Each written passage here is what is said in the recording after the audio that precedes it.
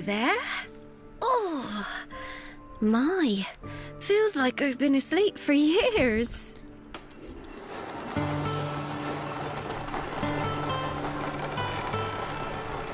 I suppose you're wondering what this is all about. I remember your aunt being just as surprised. Allow me to introduce myself. My name is Arbitrix. I am the master of the table and a prodigious teller of tales. And you, my friend, are about to embark upon quite the adventure. I hope you're ready. The storm came out of nowhere. The ship is on its way back to the biggest port in the Crown's Islands. Its voyage has been a success. The substantial treasure on deck was, let's say, acquired by 4 scoundrels who hired the ship for their venture. Who are they, you ask? Pick them up and see for yourself.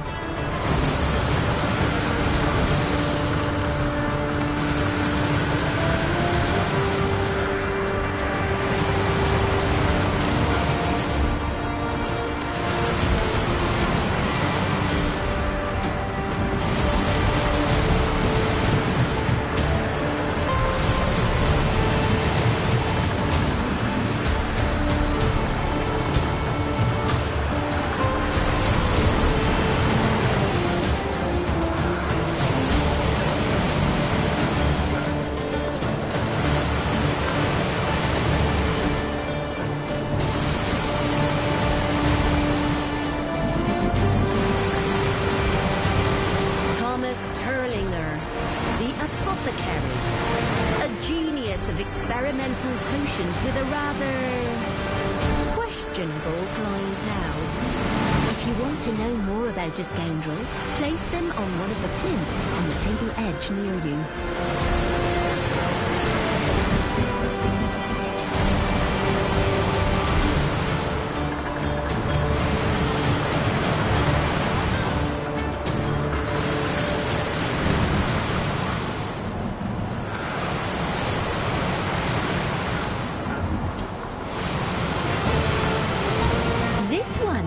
Herself Numa. Don't ask where she got her heretical, and illegal powers of dark sorcery.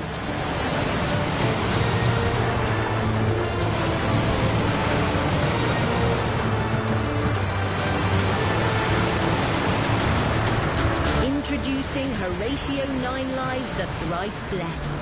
The swindler came up with that name himself.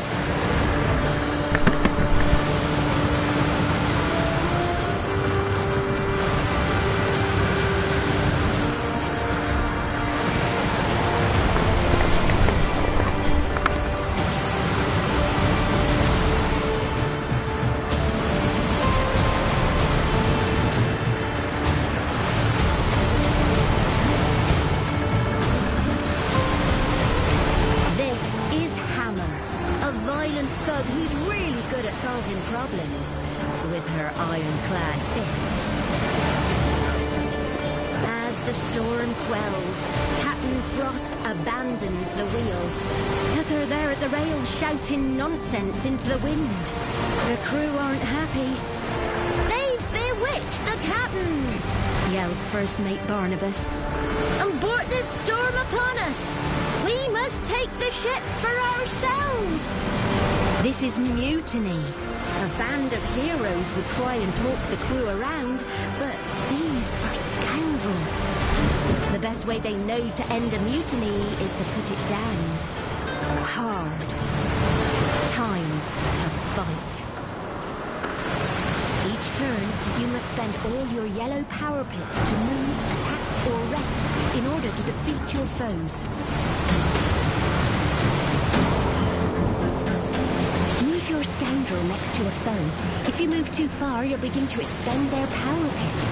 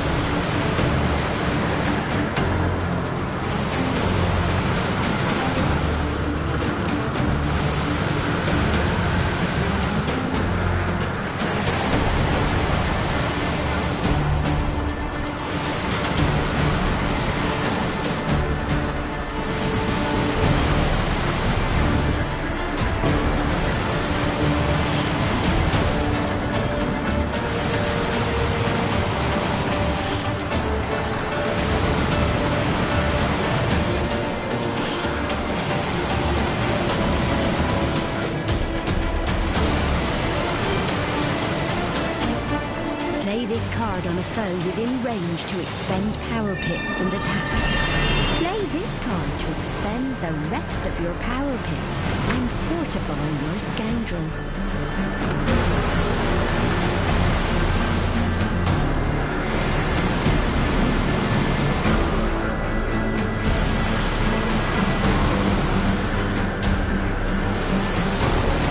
This card on an ally within range to expend power pips and give them a boost.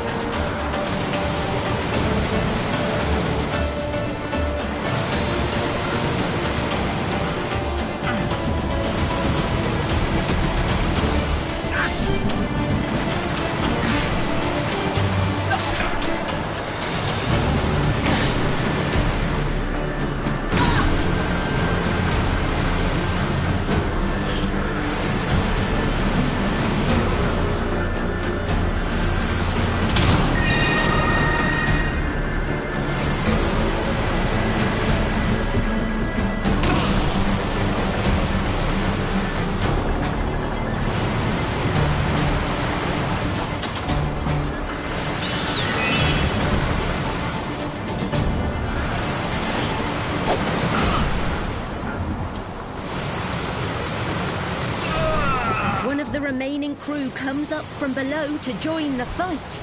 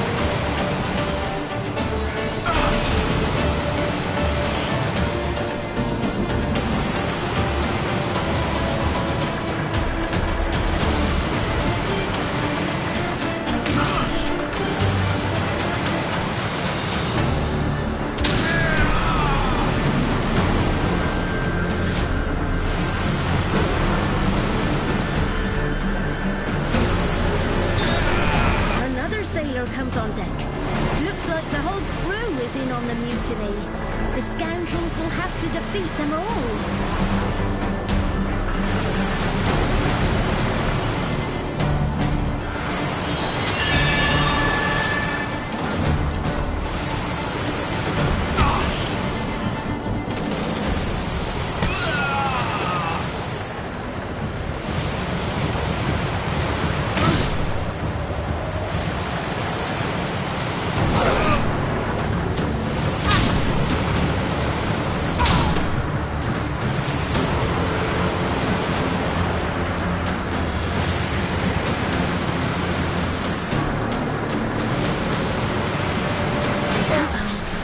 poor scoundrels has lost all their health. They can't do anything unless someone revives them. The ship's cook appears, cleaver in hand. That's all the sailors accounted for. The fight is nearly done. Hang in there.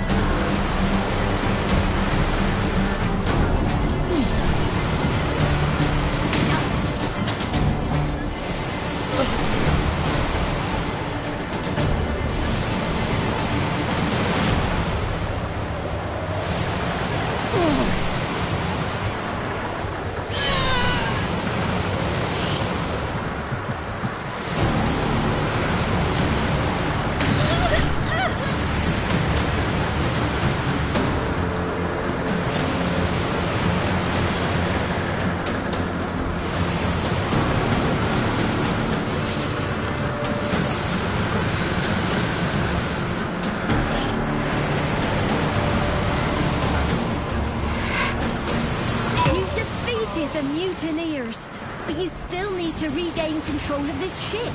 There's a lot going wrong, and all your scoundrels will need to pitch in if they want any hope of surviving this storm. Try to choose the best scoundrel for each task. The more stars they contribute, the better. Place them on the skill checks and see for yourself.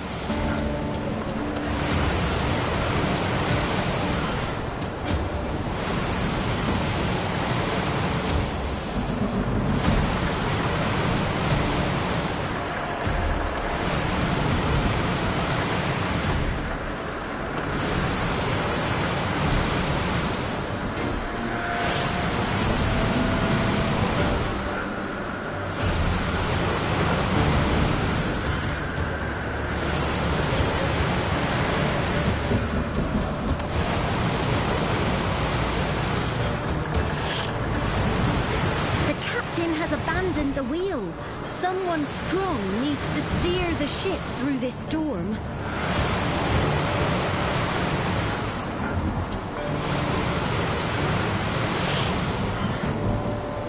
The mast is creaking ominously. Someone fast needs to climb the rigging and trim those sails.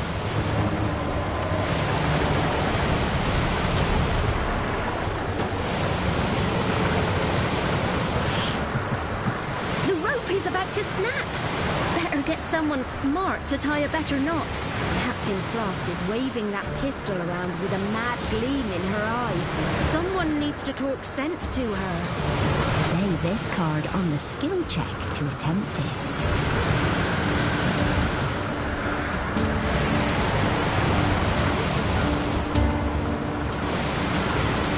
Take and roll the die to find out if you succeed.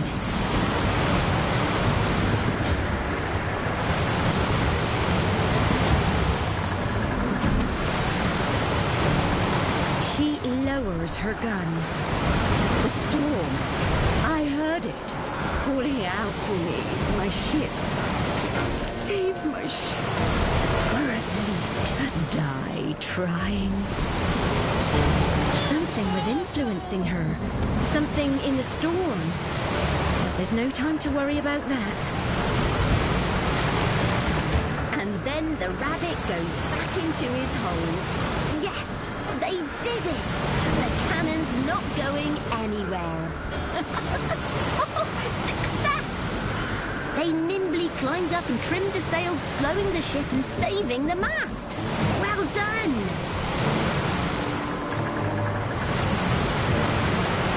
They strain against the wheel and manage to hold on, steering clear of the worst of the storm. You've done all you can for now. The ship's as safe as it can be. And just as well as a giant wave is about to roll over the deck. Brace for impact! I've always wanted to say that. Unfortunately for these scoundrels, there are only enough safe handholds left for 3 people. One of them is going to be washed overboard. The question is, which one? It's up to you who fails to hang on. Once you've made your decision, pick them up and throw them overboard.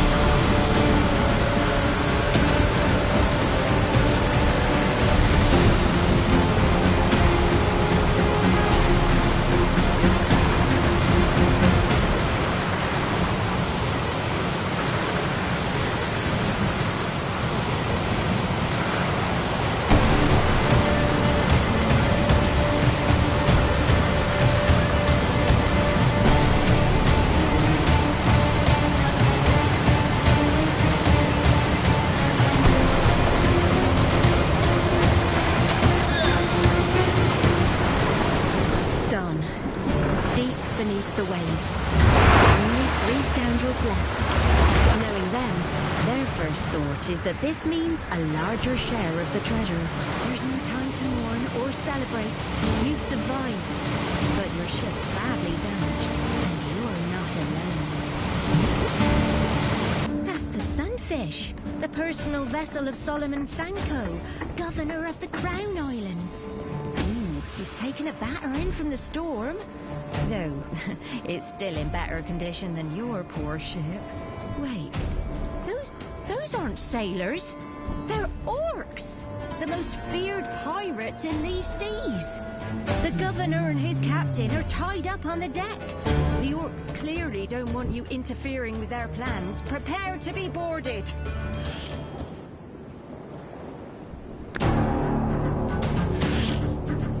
Good thing you secured the cannon. Now you can use it on the orcs. That must have hurt. The cannon's blasted away one of the orcs.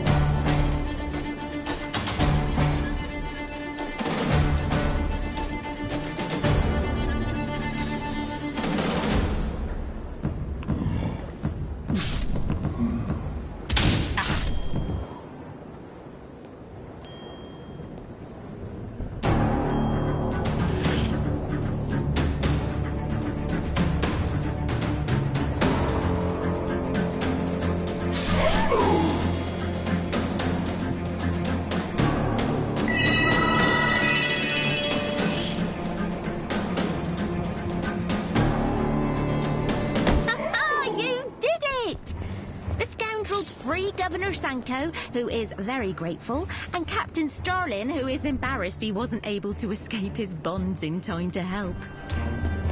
Your ship's in no shape to sail. You should come with us to the capital, Offers the Governor.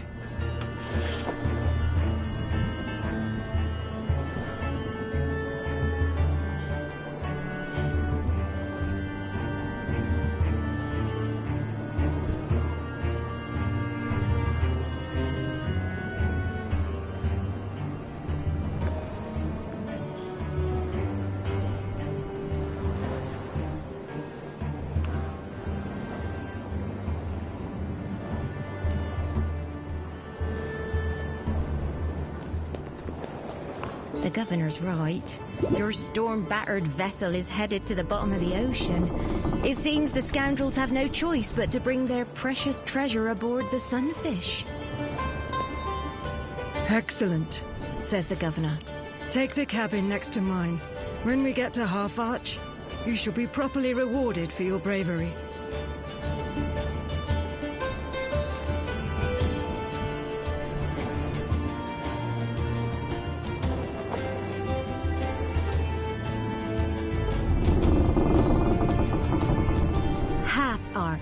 Capital and largest city of the Crown Islands.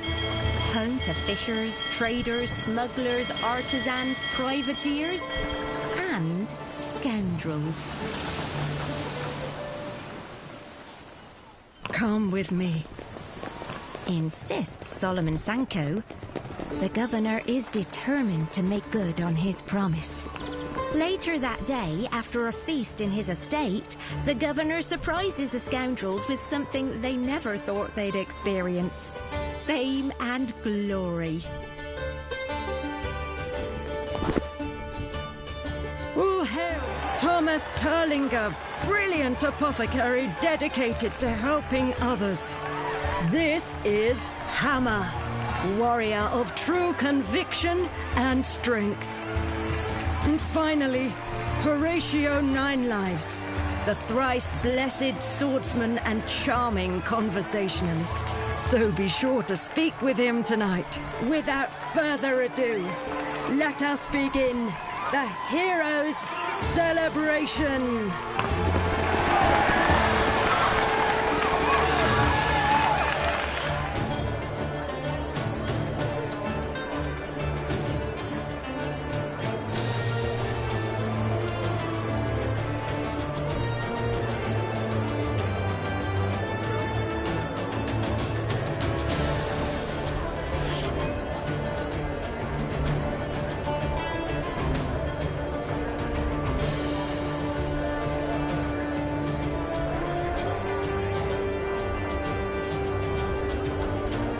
I hope you had a pleasant evening. The heroes of Half Arch are always welcome in this city, Says the Governor before he's called back into the hall.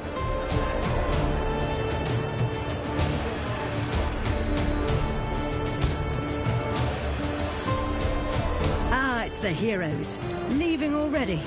That's a shame. May we meet again in equally joyful circumstances. Captain Starlin says before excusing himself. After a round of farewells, the scoundrels slip away. Though they've lost one of their number, they've gained a second chance.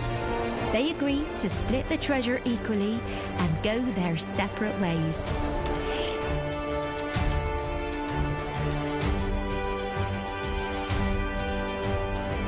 Time for your award. Choose a new ability and it's yours.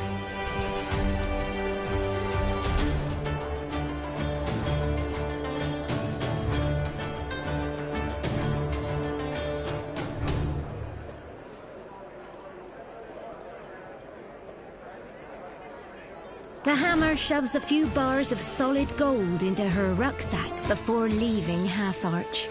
She doesn't know what her future holds, but she's never been one for making plans.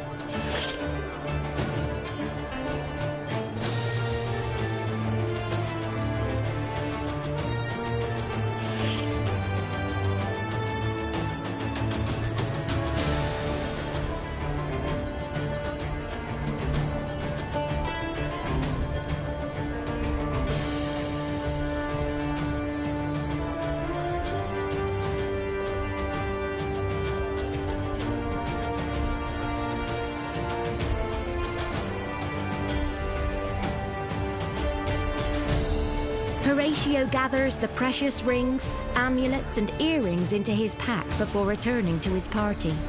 Such things will prove useful in the upper echelons of society.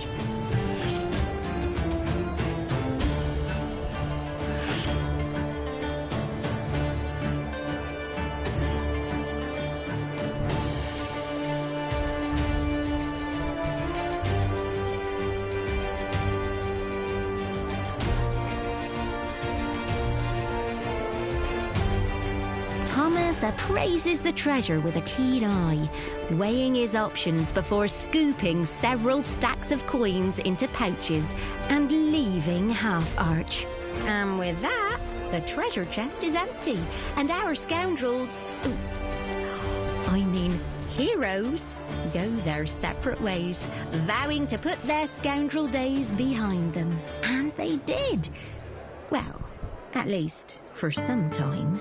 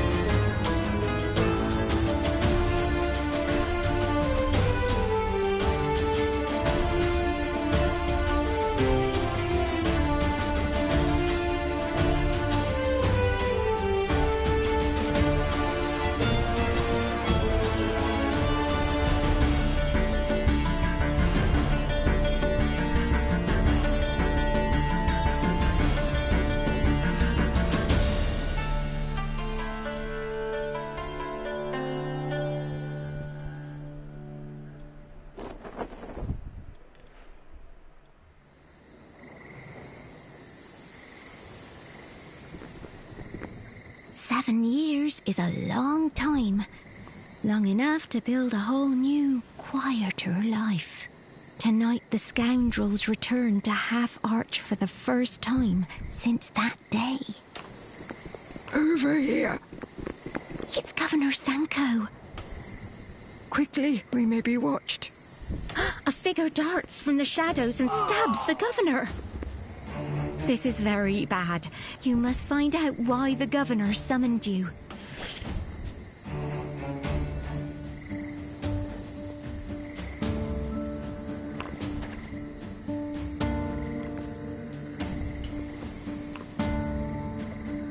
The governor is barely conscious and gravely wounded.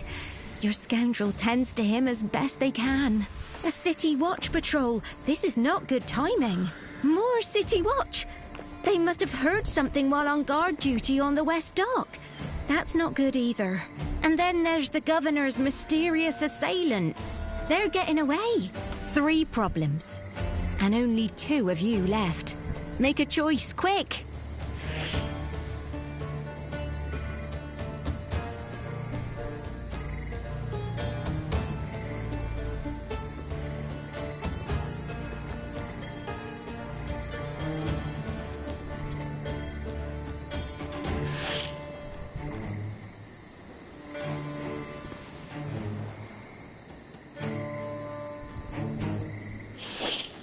Your scoundrel will have to be fast to chase down the assassin before they get away.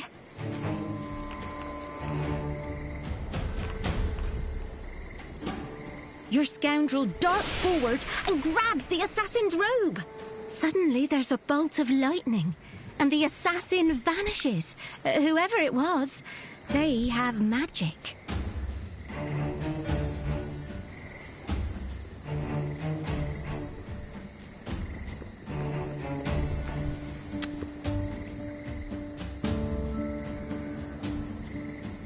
The gates can be barred, keeping the city watch out, but it's usually a 2-person job. In an impressive feat of strength, your scoundrel drops the bar into place. The city watch won't be getting in that way. The governor coughs awake. I thought if you were going to kill me, Hammer, you'd do it with your own hands. Oh yes, I know. about your past, about all of you. And soon everyone else will too. And he takes his last ragged breaths. A quick search of the governor turns up a map of the islands with several locations marked, each one horribly familiar to one of the scoundrels. No time to wonder what the governor's words or map mean. The City Watch have seen the scoundrels with his dead body. You'll have to fight them off.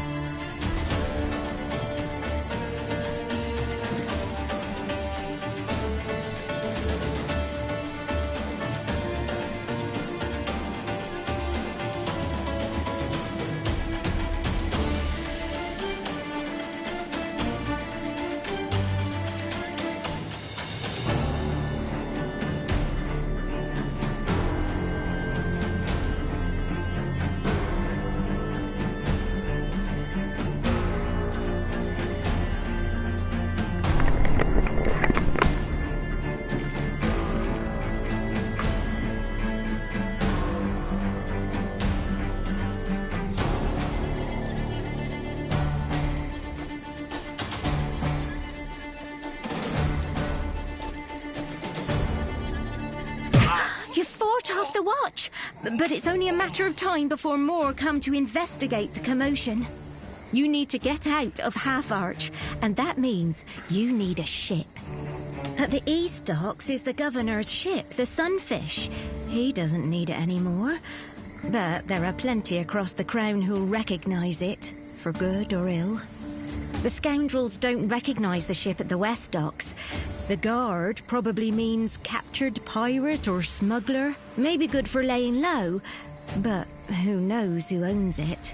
Whichever one you're going to take, now's the time to choose.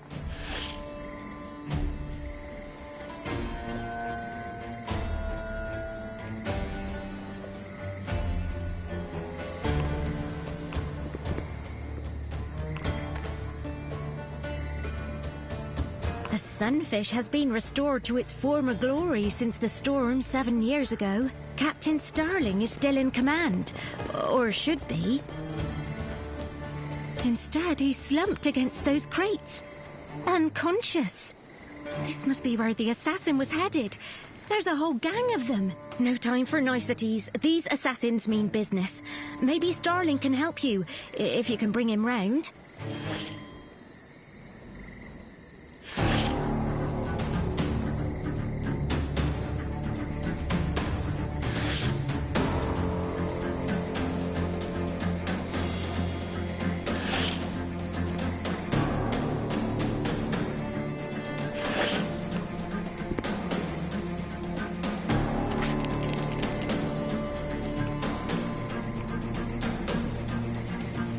Captain Starling stands groggily. You. Thanks for your help, again. Let's deal with these gallows monkeys, then we'll talk.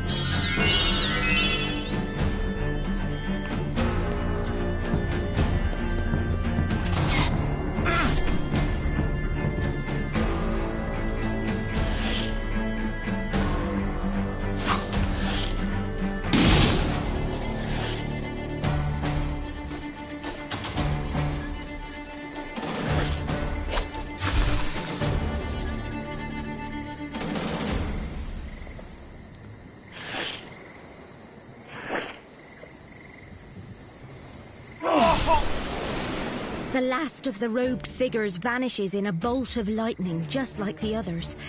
The sunfish is yours for the taking, but the mystery has only deepened. Starling wants answers. Is the governor safe? He was supposed to be meeting with you. The scoundrels explain what happened, and that they need a ship to find the killers and clear their names. I should have known something was wrong. That's twice I've failed to protect Governor Sanko. Come on, the watch won't be far away.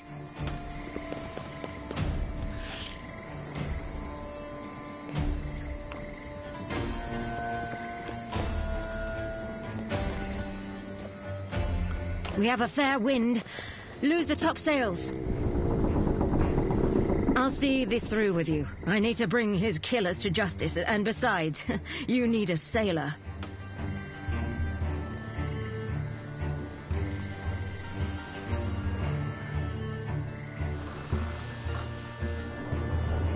Once clear of the docks, the scoundrels examine the map they found on the governor. The marked locations are places from each scoundrel's past, a past they had hoped to leave behind.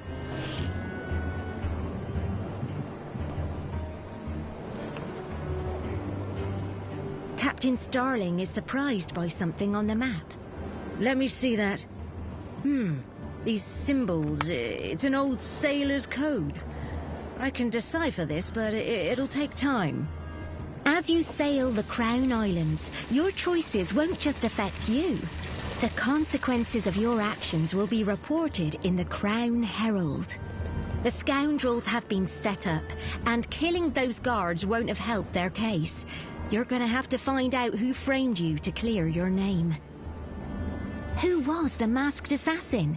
And who knew the scoundrel's secrets and told the governor?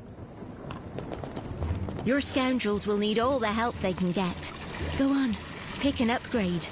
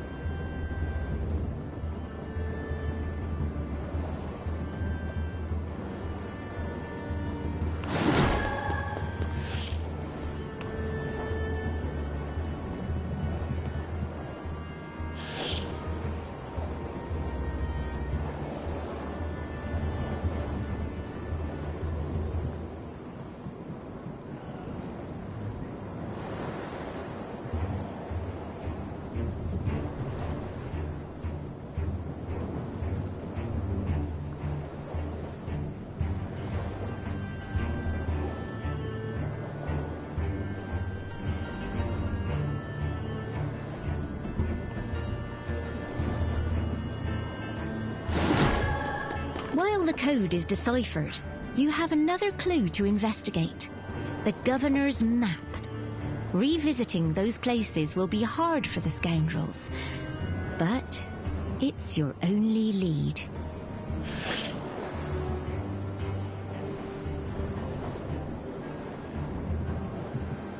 The Smuggler's Cove is run by one man, Patrick Quick.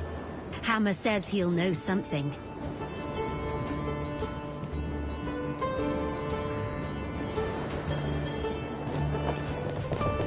As the ship approaches Shadeport, memories of her last visit flood back to the Hammer. She tenses up. The others notice. She tries to distract herself by speaking with them.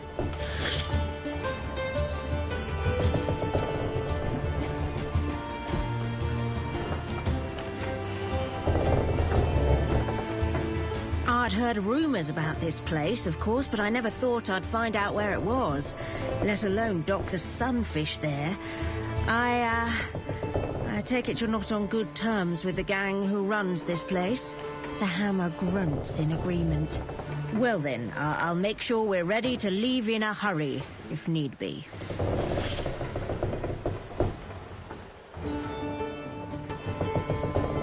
As the cove of Shadeport comes into view, the Hammer clenches her fists. She'll get her answers, one punch at a time. Shadeport is a hidden harbour used by smugglers, pirates and criminals when they can't safely dock in Half Arch. Right now, you're in the same boat, so to speak. The Hammer's been here before, and she thinks it's the best place for leads on the whereabouts of her old boss, Patrick Quick. Hammer! It's Paca, a smuggler she knows from her gang days. You have to leave. They're here waiting for you. These are members of Patrick Quick's gang, the Red Hats. There she is, and she has friends. Wait, that's the governor's ship. Trouble, mates. We need more hats.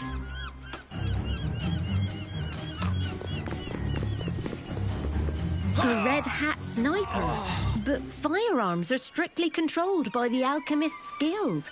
And why doesn't that rifle make any noise? New gunpowder? Kraken's blood. Paca, distraught over her friend's death, asking for her help will probably require some convincing.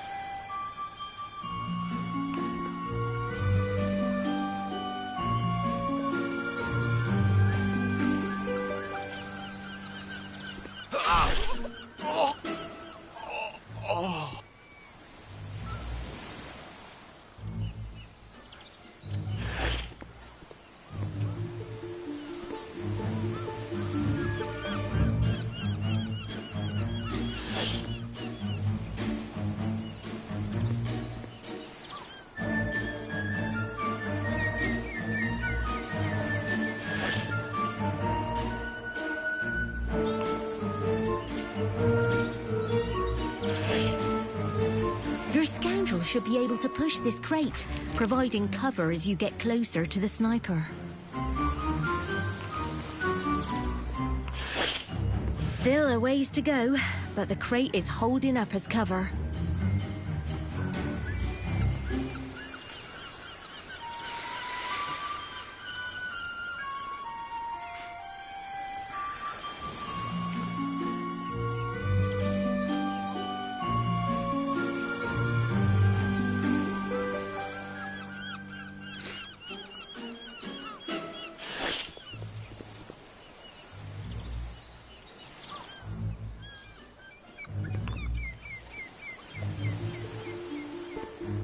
There are plenty more red hats where those came from. Better get out of here.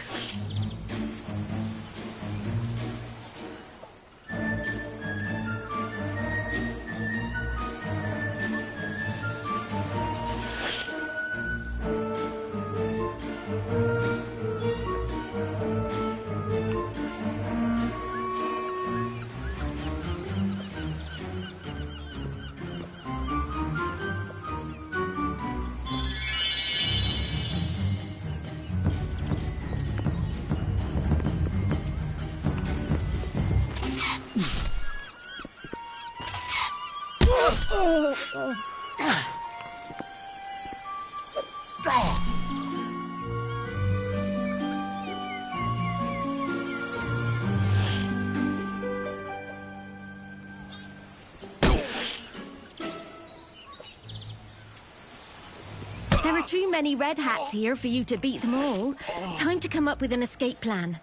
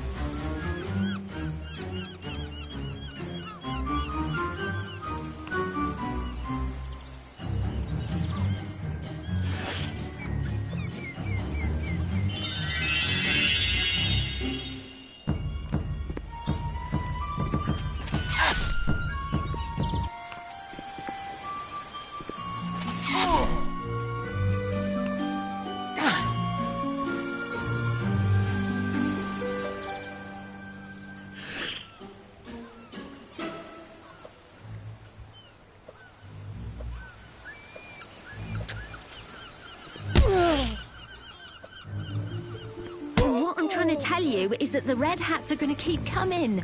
Find a way out of here before they wear you down.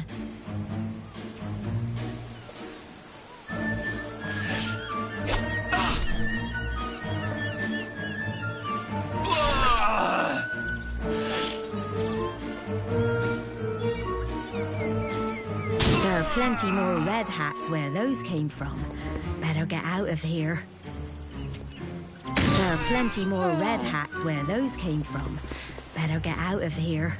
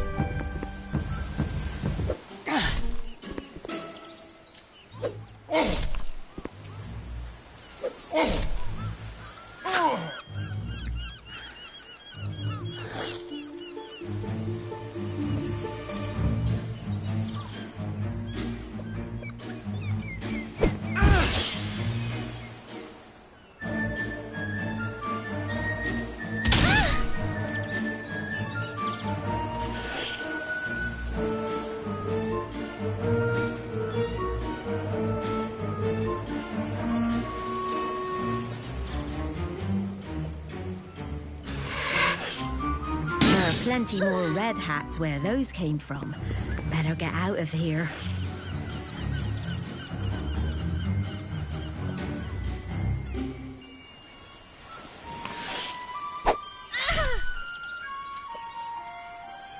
There are plenty more red hats where those came from. Better Better get out of here.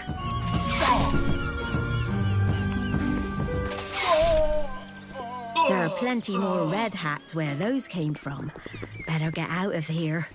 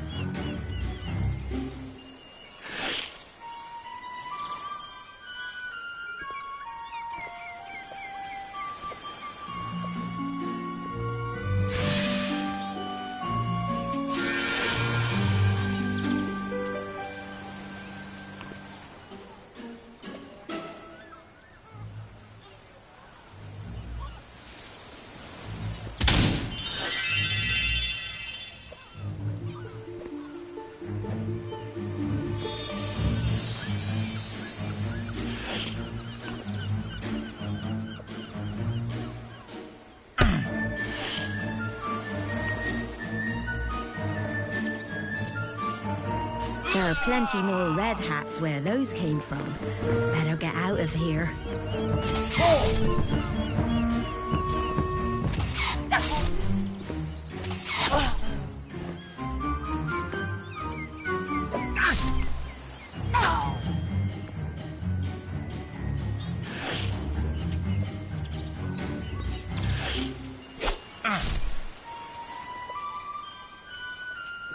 There are plenty more red hats where those came from.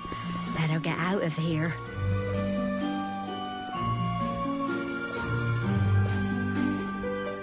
There are plenty more red hats where those came from. Better get out of here.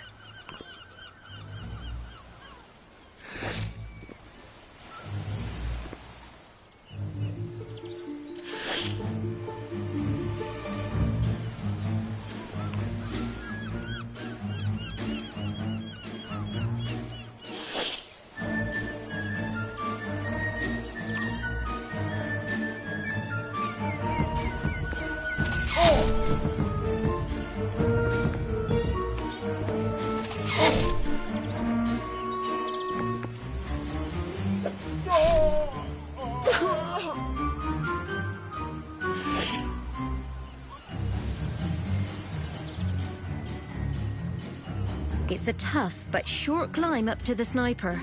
A nimble scoundrel could sneak up behind them and take them out. The sniper doesn't notice your scoundrel until it's too late. With the sniper gone, maybe you can convince Packer to smuggle you onto Ruby Island, where Quick's Lieutenant Weevil is in prison. He's sure to know something.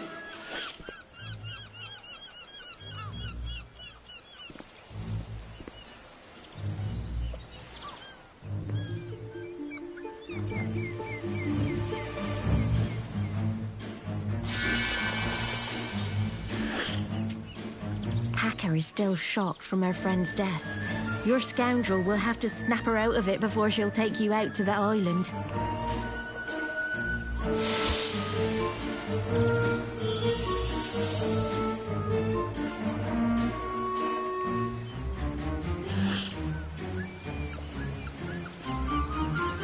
There are plenty more red hats where those came from.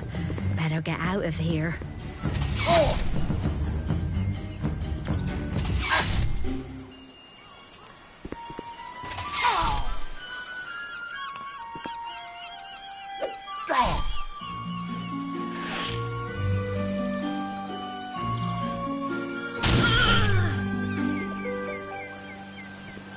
There are plenty more red hats where those came from. Better get out of here.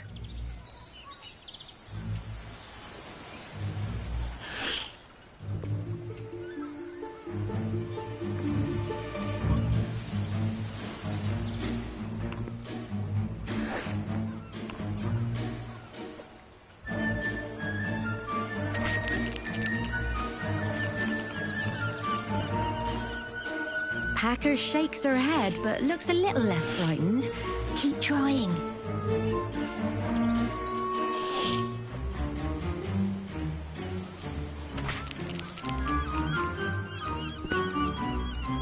Your scoundrel mentions getting revenge against Quick. Ha! That does the trick. Packer steels herself and nods. We'll take the skiff. Follow me.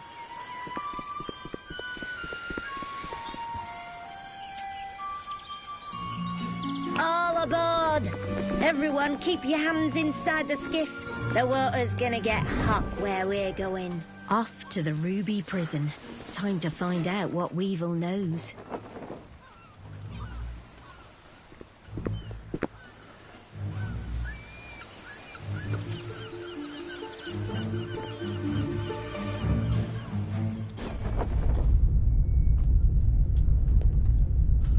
Steam rises its waters, boiled by the island's volcano, fencing in the prisoners better than any wall.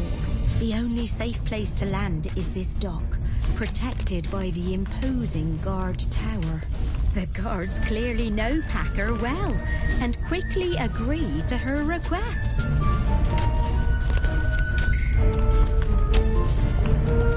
Packer waits outside with her skiff, and the scoundrels enter the workyard.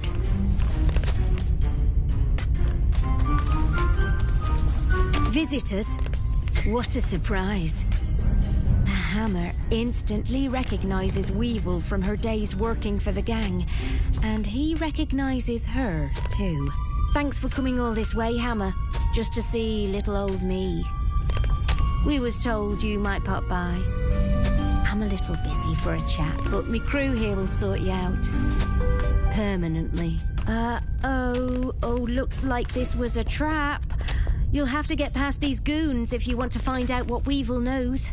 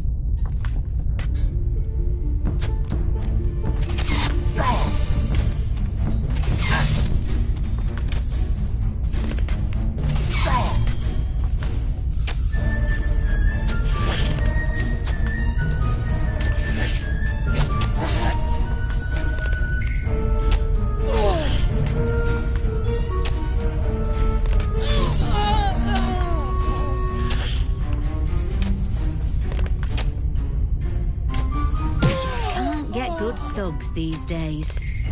You lot, protect me. Weevil flees to another group of prisoners.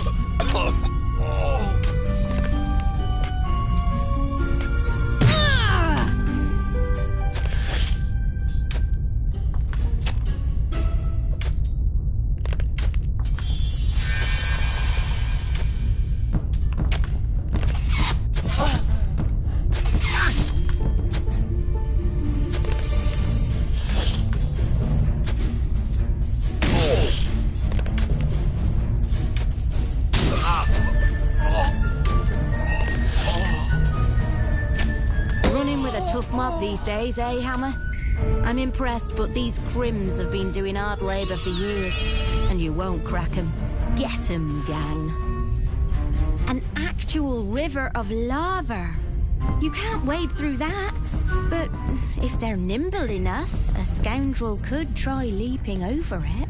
Seems the guards have had enough of this riot. It's too bad they're not on your side.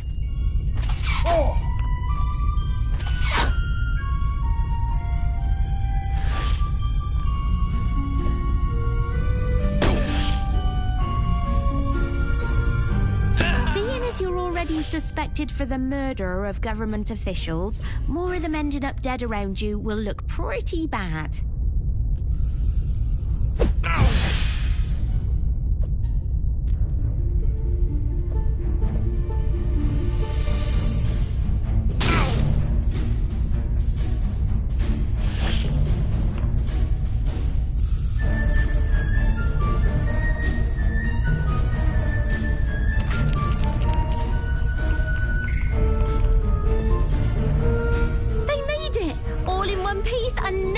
On fire!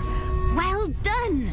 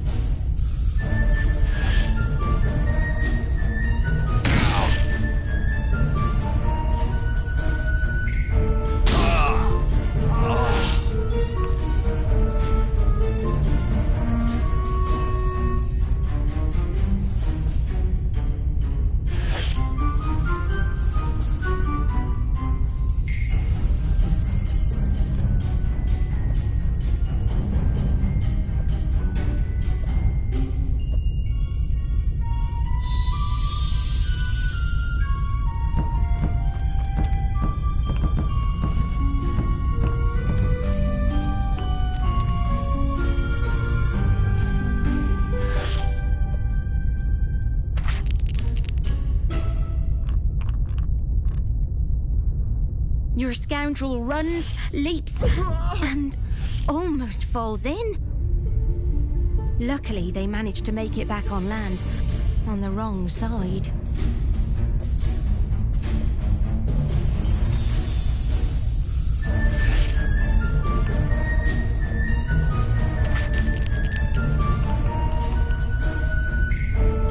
Oh, another botched attempt. Are you trying to cook, your scoundrel?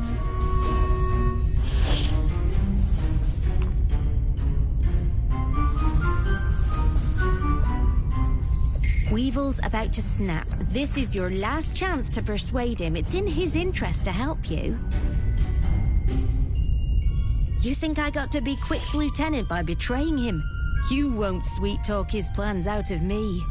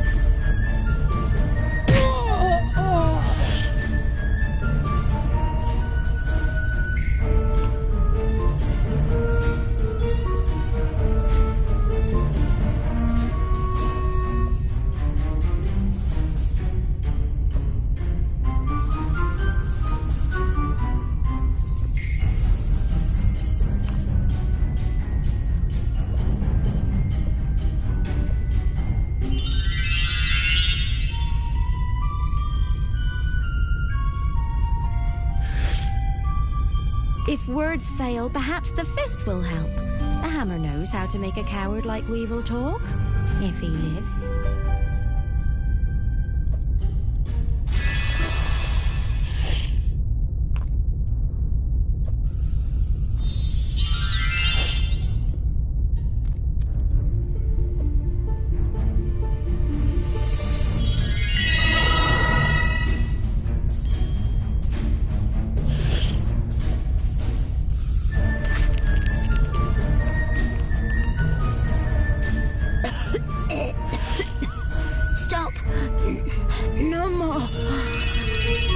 Made a deal for silent gunpowder with rogue alchemists.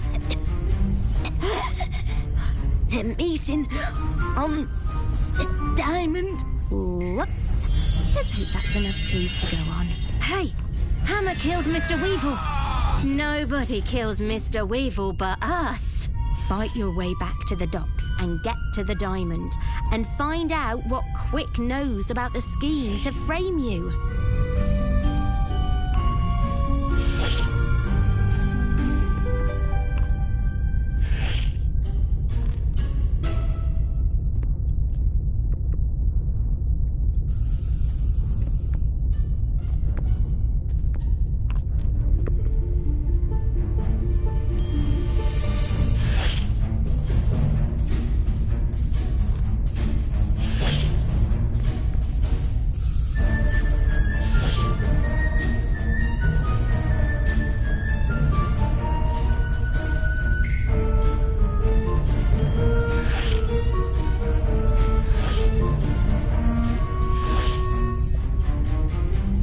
There's no one left to stop you from leaving.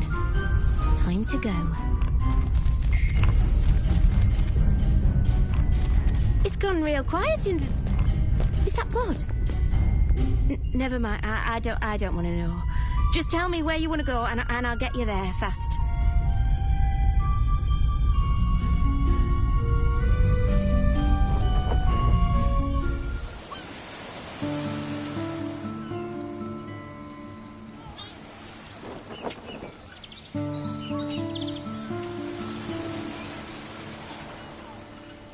Despite its brilliant white sand, the diamond is an ironic name. It's a tiny, worthless island. No one has any reason to come here, which makes it perfect for those looking to make shady deals. Light a signal when you're done, says Packer. Thanks to Weevil, the scoundrels got here before Quick, allowing them to find a hiding spot.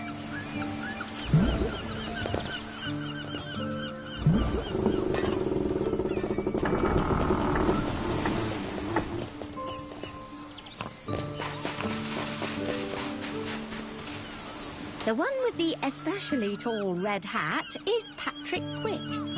He'll have answers, according to the hammer. They're discussing the silent gunpowder deal. Most of the goods must still be on board the alchemist's ship. Once they know you're here, the advantage is lost.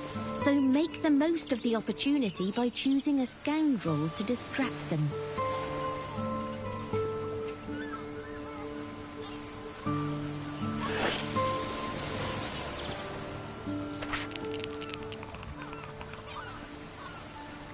Your scoundrel rushes forward and manages to draw all eyes to them.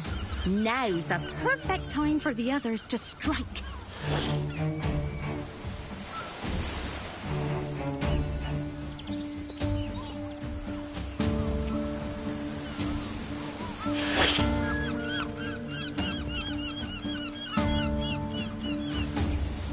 While the red hats are distracted, a scoundrel can hopefully take one out.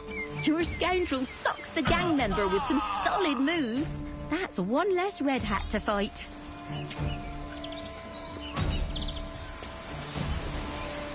Climbing this chain will expose your scoundrel to gunfire. They'll need to climb fast while everyone is distracted. Your scoundrel hears a shout from above. They spot the throwing axe a little too late. Why? If it isn't Hammer. Found some new friends, have you? Well, we'll kill them too. Remember why you came here. You need to find out Who's behind all this? No point trying to be careful now. Your scoundrel can climb up here if they wish.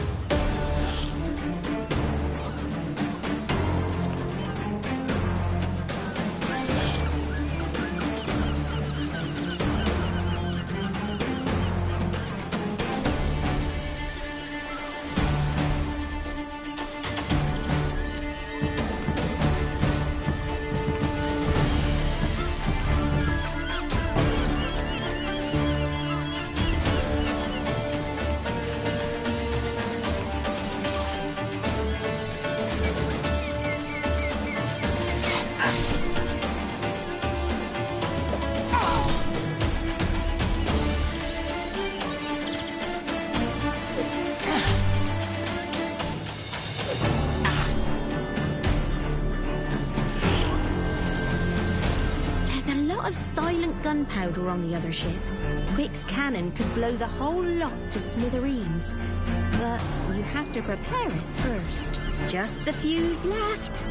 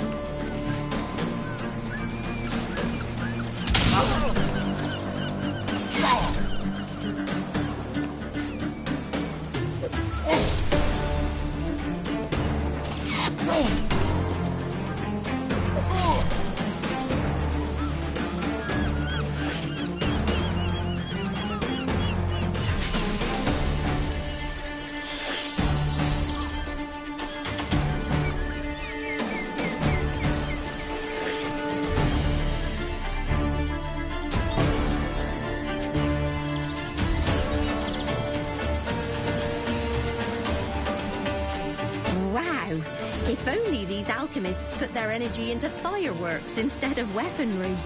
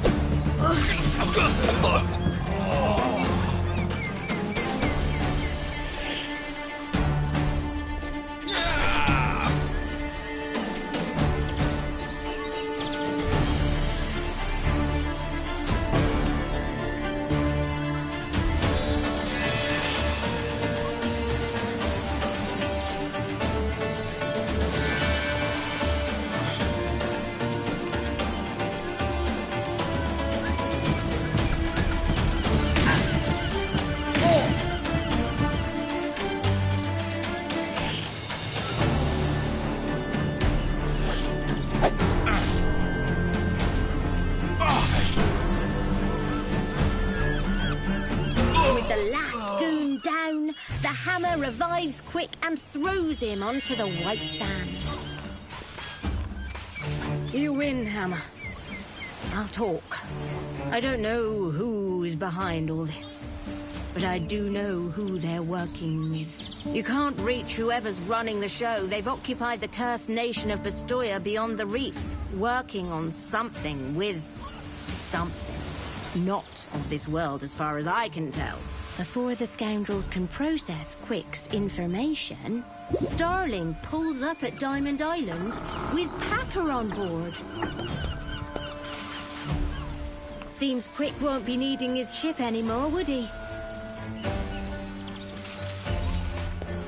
As the others board the ship, the hammer glares at Quick. It's time to decide his fate.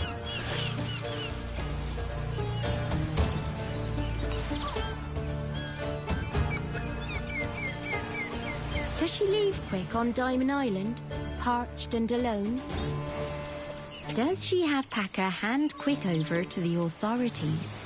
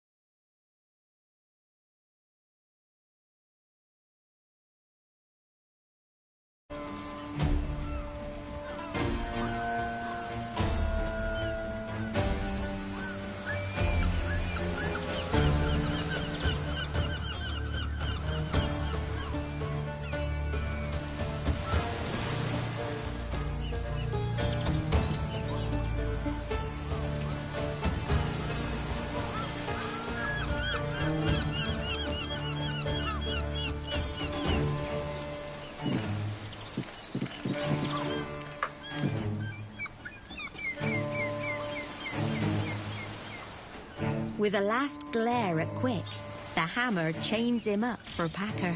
You know, the Crown Guard and me ain't all friendly, yeah? But I'm liking the idea of the bastard rotting in jail. So I'll think of something. The hammer doesn't say anything as the diamond disappears over the horizon. Perhaps she can finally close the book on her troubled past. Once they figure out who the mastermind is, I mean. It seems Packer kept her word and handed Patrick Quick to the authorities. What happened on the island didn't go unnoticed. Hopefully no one saw the scoundrels. According to Patrick Quick, the mastermind has occupied the island nation Bastoia. How do they sail through the treacherous reef? As they sail on, the captain signals for one of the scoundrels to come over.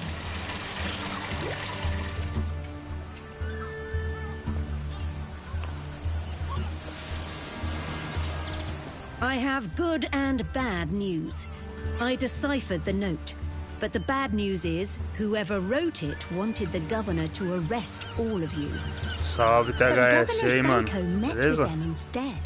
Was that why Já he jogou was esse aqui, né? assassinated and the Jogo muito scoundrels bonito framed, mesmo, cara. so they'd still end up in prison? RPG de mesa muito bem feito, né? What this means, pick a new ability for your scoundrels.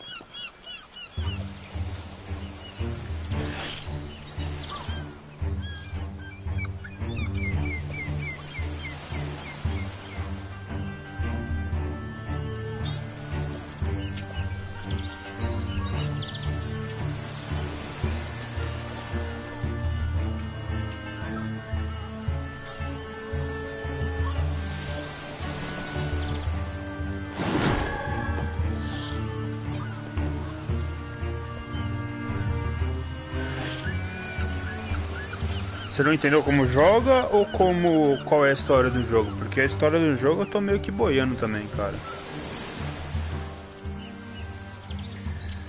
Mas como se joga eu até que peguei a manha.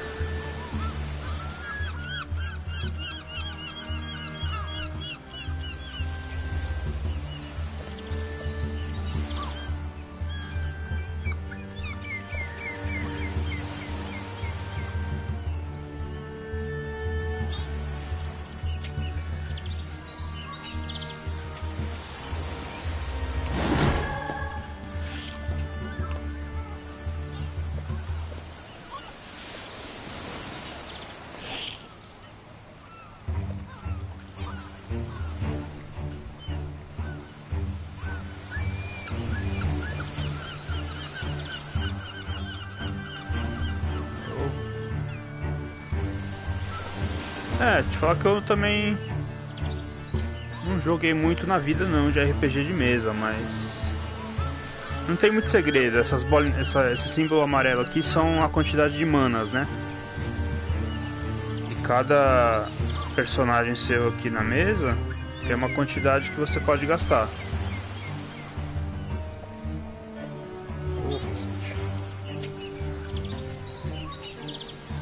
Isso aqui, velho. E aí quando você vai atacar um outro inimigo, vai aparecer algumas cartas, né? Aí você tem que dividir. Vou atacar aquele inimigo com uma carta de 2 e uma carta de 1, e vou descansar com a outra carta de 1. Aí você tem que ir dividindo. Thomas hasn't returned home in years. His manservant Wandsworth may know something.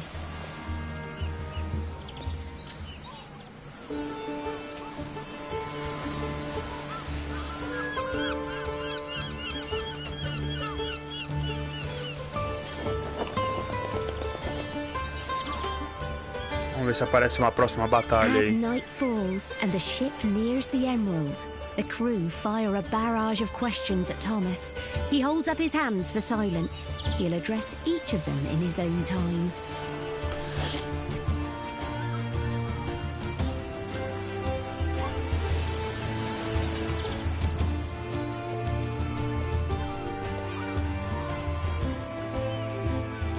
One of my first assignments, years before I was made captain, was investigating possible criminal activity on the Emerald. 6 of our crew were eaten by giant insects, and we were nearly sunk by pirates. Do you mean to say I was investigating you? Thomas shakes his head and mutters something about research. As the Emerald draws near, Thomas waves aside any further questions. He has more preparations to make before revisiting his one-time home.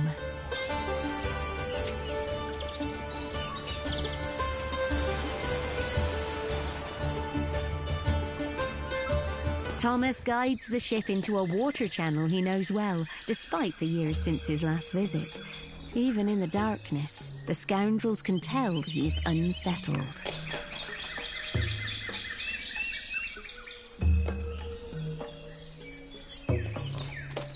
Emerald Post, an out-of-place grand mansion built to resemble Thomas's family home. He is concerned the torches outside are dark. Before he can explain why that's a problem, a huge flaming insect flies into the clearing. As it flies towards the mansion, Thomas cries out. There are unstable chemicals in his lab. A normal flame won't set them off, but the fireflies burn hot. He calls out for Wandsworth, his loyal and trusted manservant, but there's no reply. Thomas explains his alchemical torches keep the insects away when they're lit. Normally, Wandsworth makes sure they're always burning. If you're going to find out what's happened, the scoundrels must light the torches and stop the flaming fireflies from entering the mansion.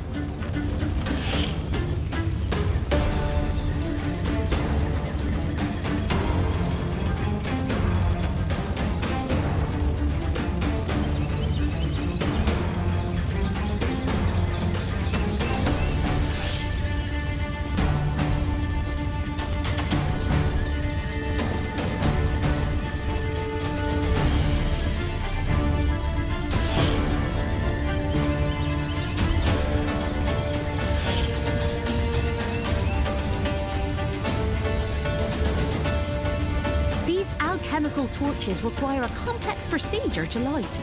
Fortunately, there are instructions on the shell, assuming your scoundrel understands it. Your scoundrel has prepared the base chemicals. Now they need to prime the ignition mixture.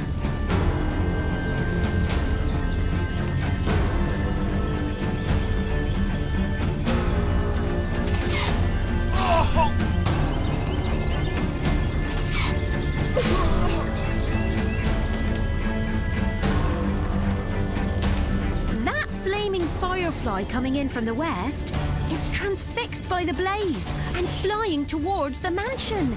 If it gets in there, the mansion will explode. They've done it! The torch's distinctive smell is already having a dramatic effect. Now to light the other three.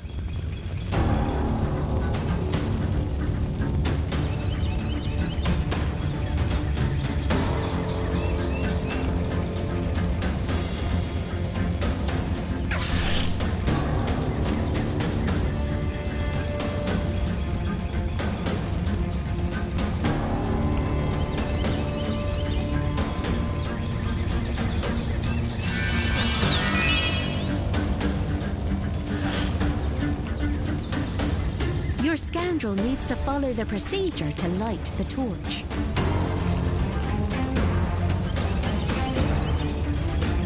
Yes! That's half the torch is lit!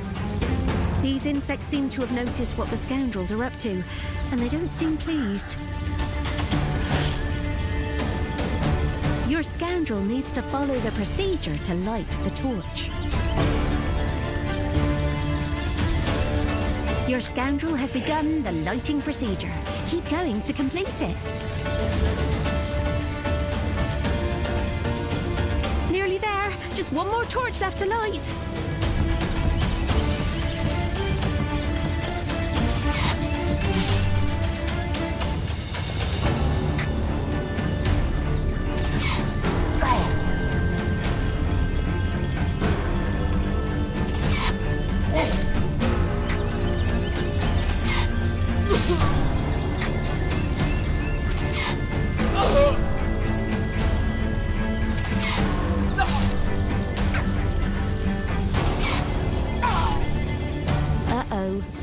Buzzing in from the east is a flaming firefly with eyes only for the mansion. If you don't stop it, the mansion will explode in a blaze.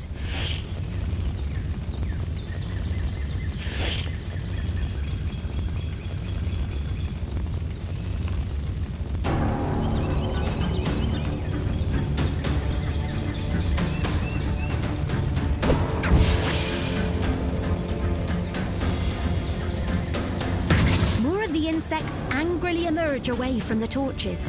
Better get them lit quick.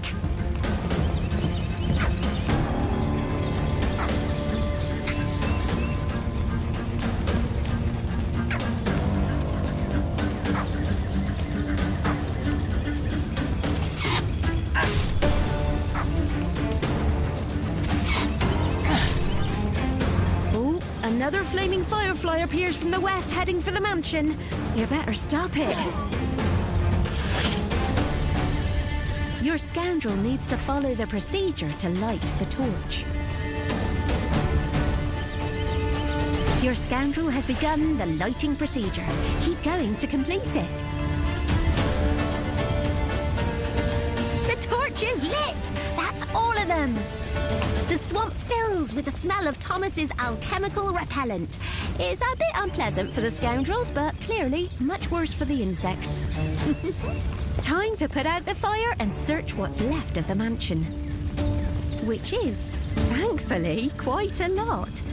Thomas heads inside, beating out the flames and calling for Wandsworth. There's no answer, but eventually he emerges holding some items that might shed a bit of light on Wandsworth's fate. This charred note includes a sketch of a familiar figure. The assassins were here. But it's drawn next to a hastily written list of supplies. Wandsworth is, or was, alive and fled the island. There's also a piece of brilliant blue coral near the note. Thomas explains that he was studying it, believing it to have some special properties. It's supposed to be in a protective case. Why would Wandsworth remove it? Wandsworth couldn't have gotten far.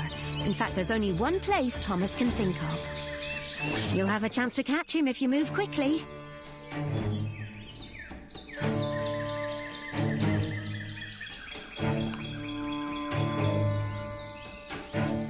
Fort Rasp, an old military outpost now home to the pirate Sebastian Harrow, one of Thomas's best customers back in the day.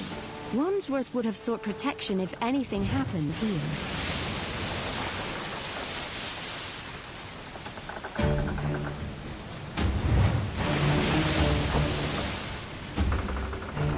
Thomas directs the captain towards Fort Rasp, having been there before. But last time was more than 7 years ago, and in the company of pirates who made the abandoned naval outpost their home. You be careful. Sebastian Harrow is dangerous. I don't care if he was a customer, which is technically treason, by the way. I have a bad feeling about this.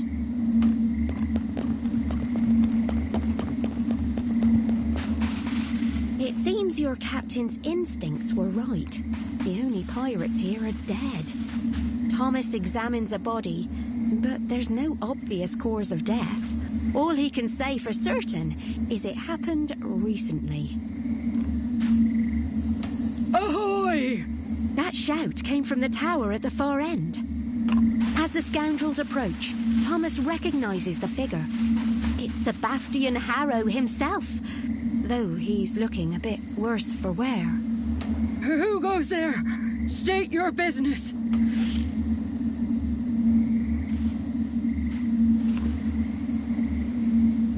Harrow seems pretty shaken.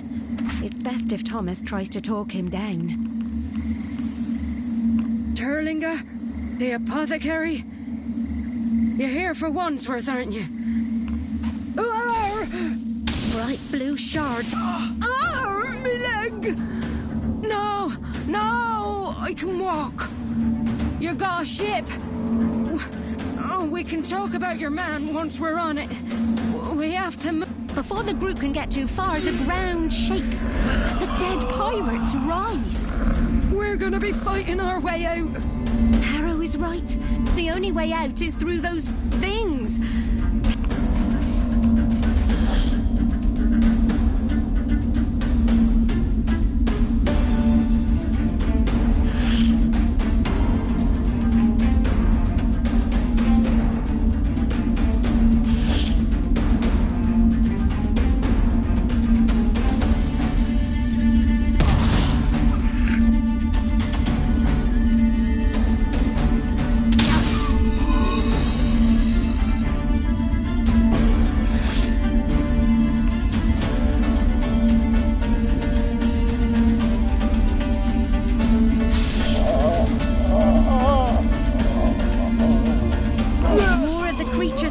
From the coral.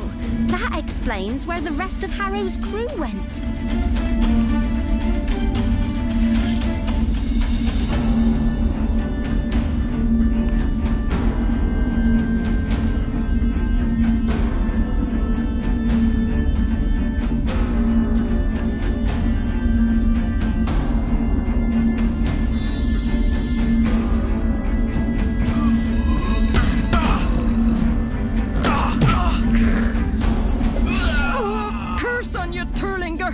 And your man Wandsworth.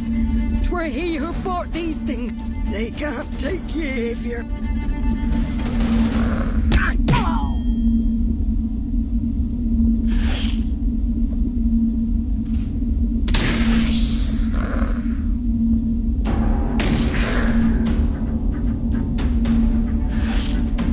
The coral here is tough, but also brittle. Hit it hard enough and your scoundrel can break through.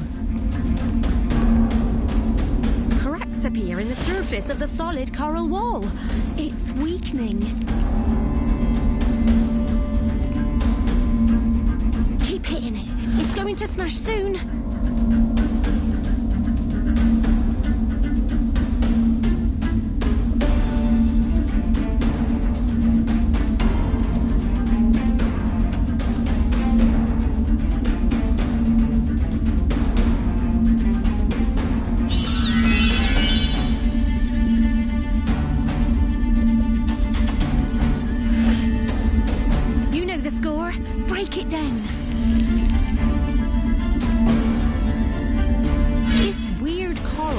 infected all of the pirates. Your scoundrels smashed it. They're one step closer to the exit.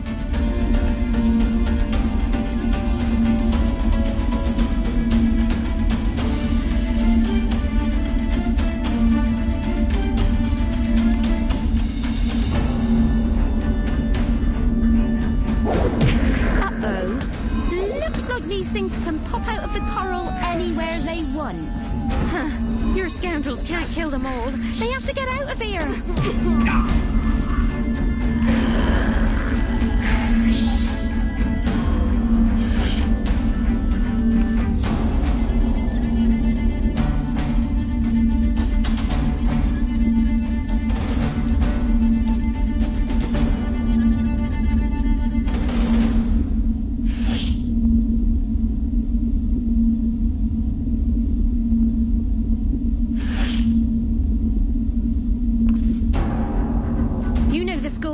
Break it down.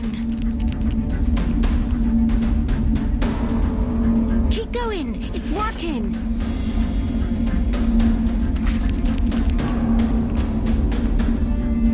The way's clear. Well done. These pirates are infected by the coral too.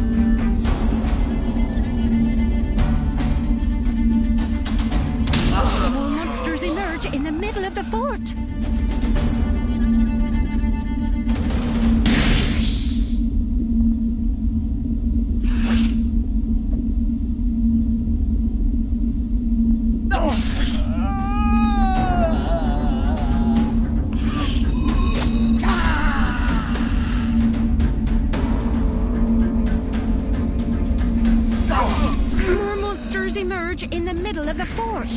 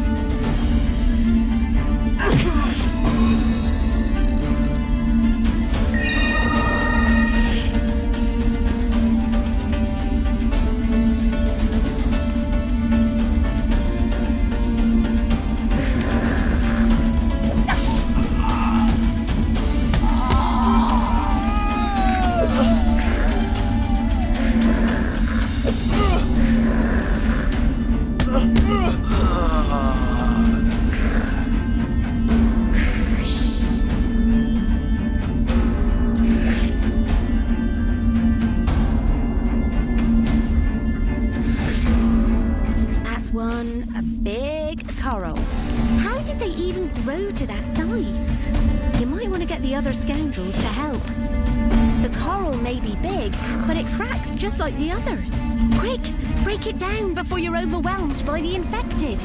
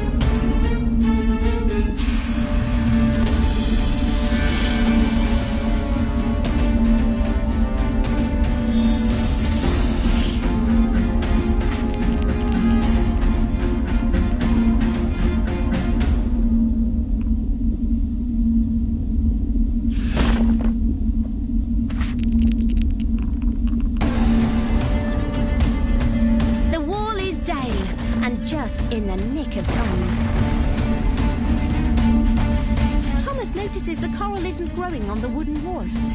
He starts to come up with a theory, but there isn't time.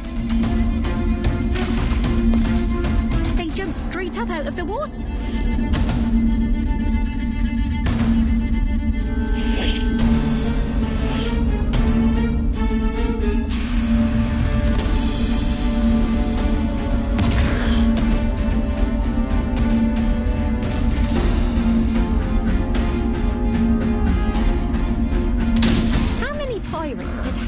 In his crew. No wonder he was unstoppable.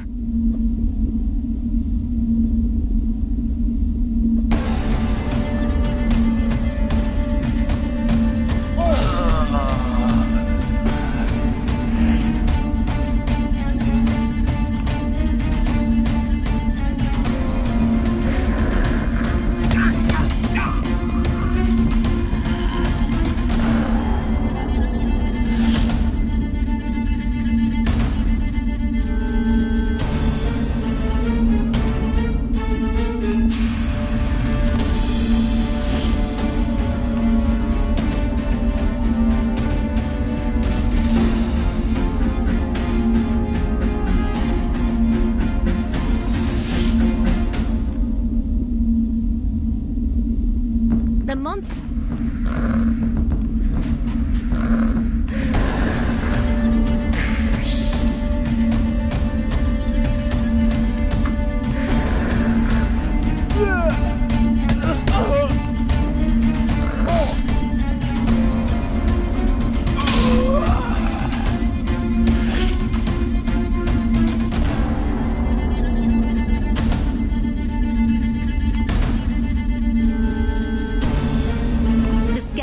Make a break for it. That was close. Let's get out of here. Tom Wandsworth, he and a colonized so the...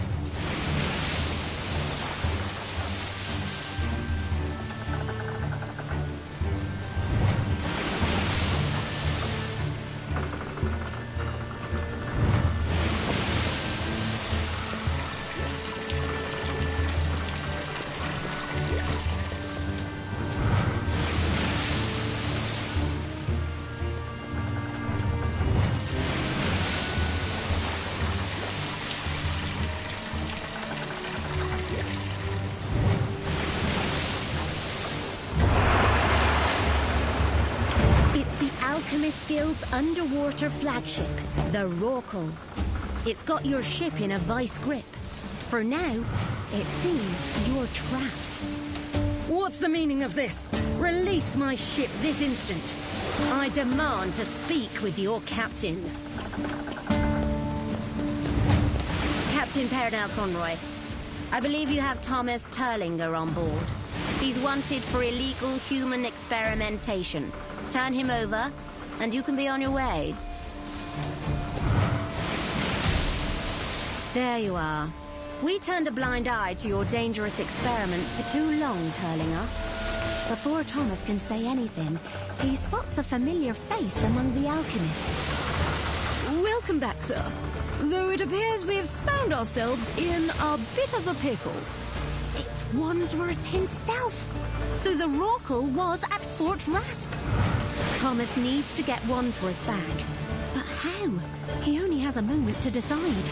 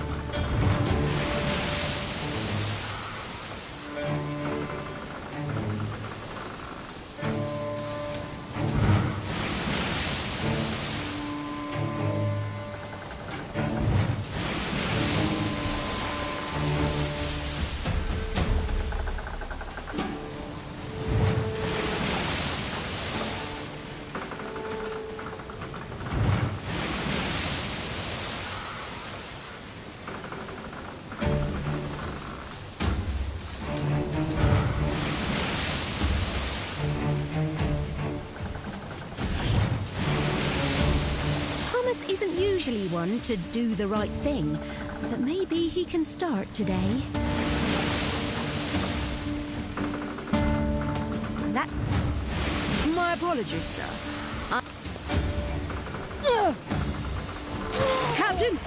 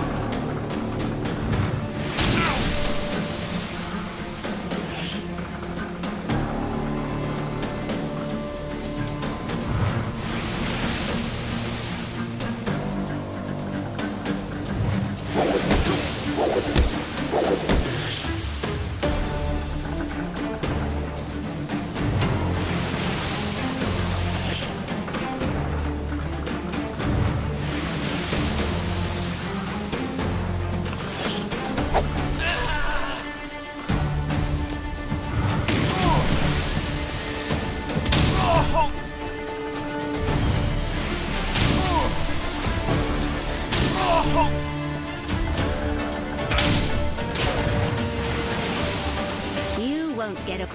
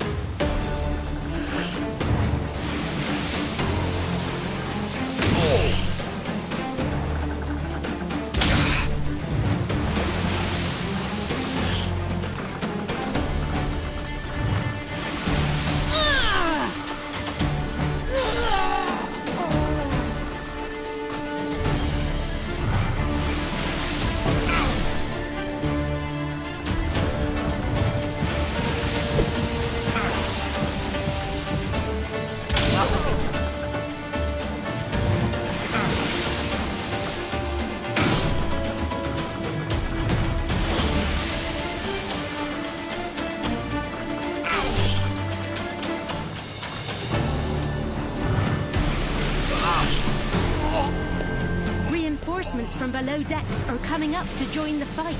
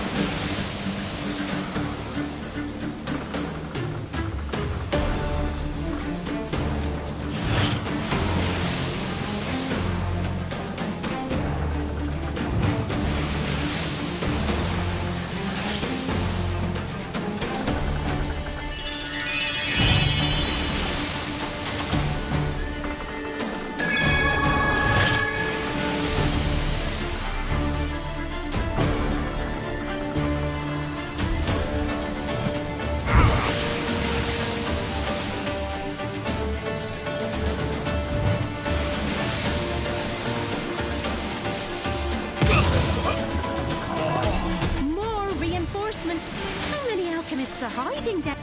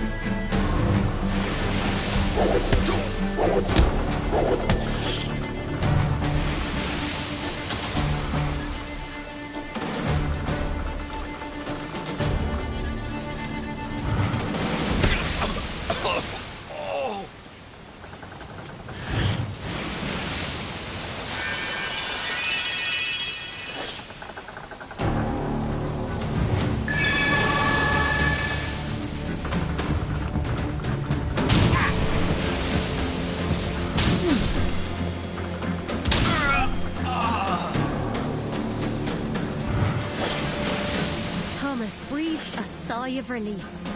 Wandsworth is still alive. Thank you for coming all this way. Wandsworth hands him. Thomas needs to secure their escape, and the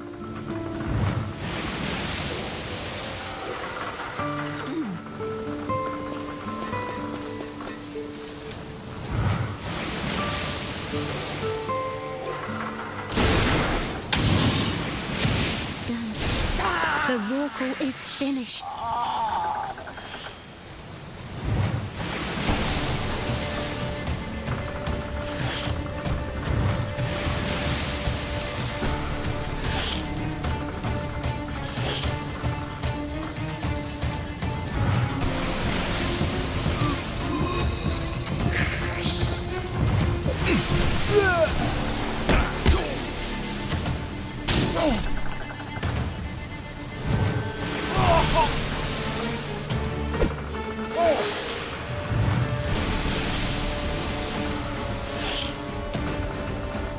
This is it. You can leave the Rorqual behind now.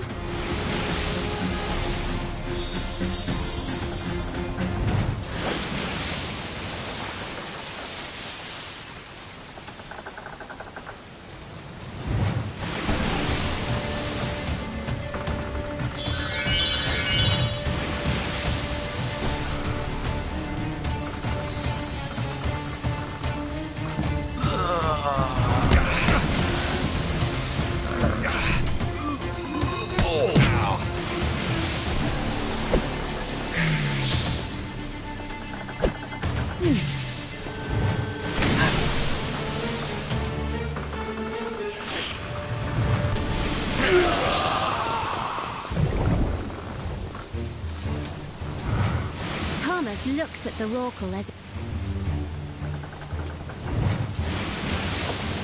the people of the Crown have no. Wandsworth's notes reveal he had figured out the Mastermind's goal to Wait, there's more. According to Ship a port.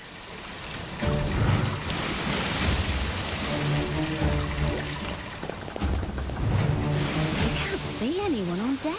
At least no one living. What's going on?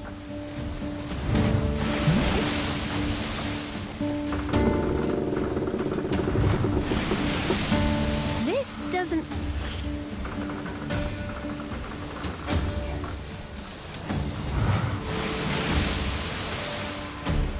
As the scoundrel approaches one of the bodies, shadows coalesce across the deck into monstrous forms.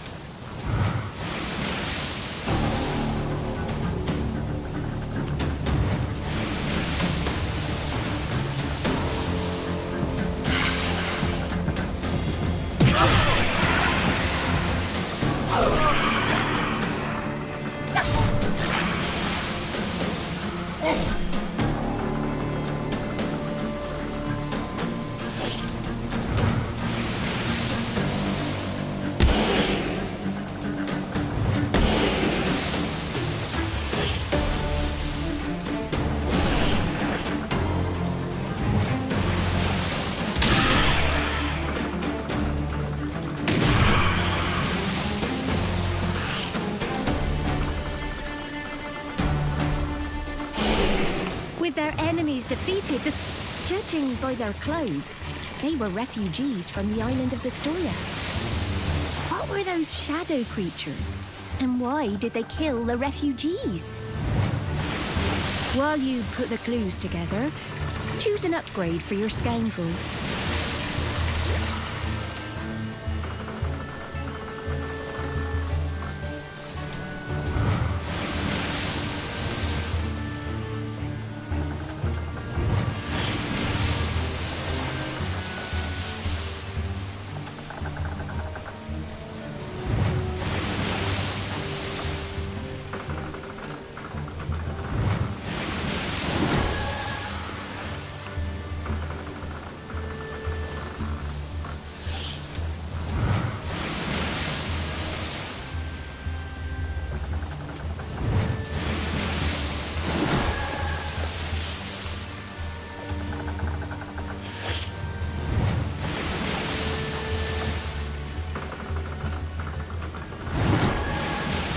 You found more questions than answers.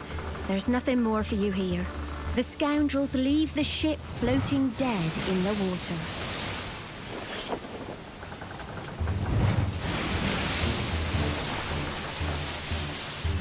The village is infamous for being ravaged by orcs many years ago, when Horatio...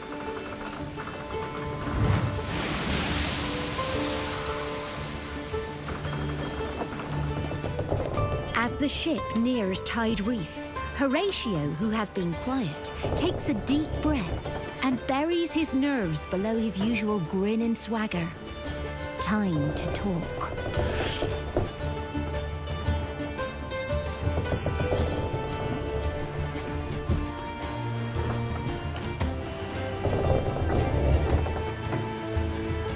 Never thought I'd come back here. Horatio's...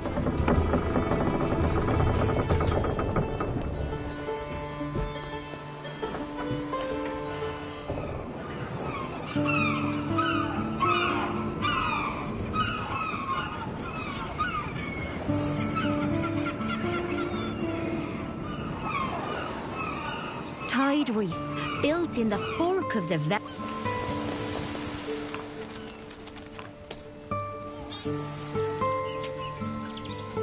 Horatio is...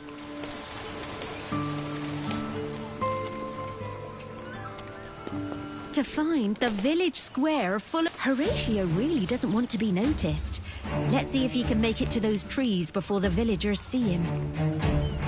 In his haste, Horatio stumbles and trips. The sudden movement... You... She grabs Horatio's wrist and whatever Horatio was doing.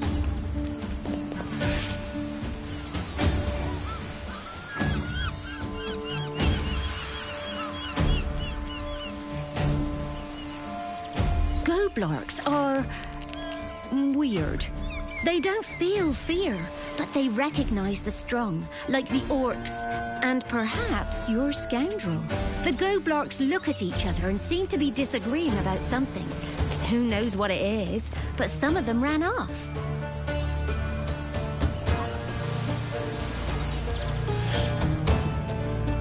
These villagers are determined to fight, but they're no warriors. They're gonna get themselves killed. The villagers glance uncertainly at Horatio, but one is persuaded. Angry at being ignored, the lead, the goat...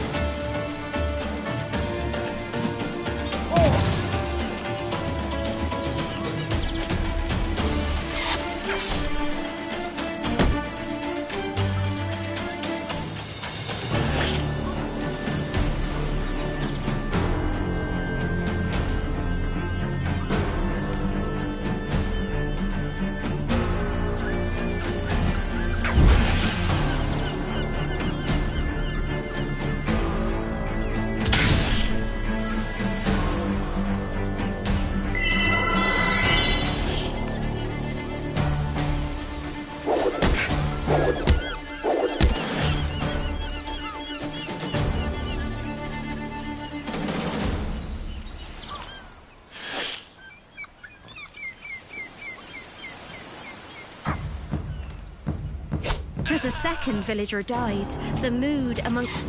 With the last of the Goblarks dispatched, aren't you go... Horatio explains that this is Zainab. And now you show up. I'm going... Zainab survey... It's clear she does... Zainab...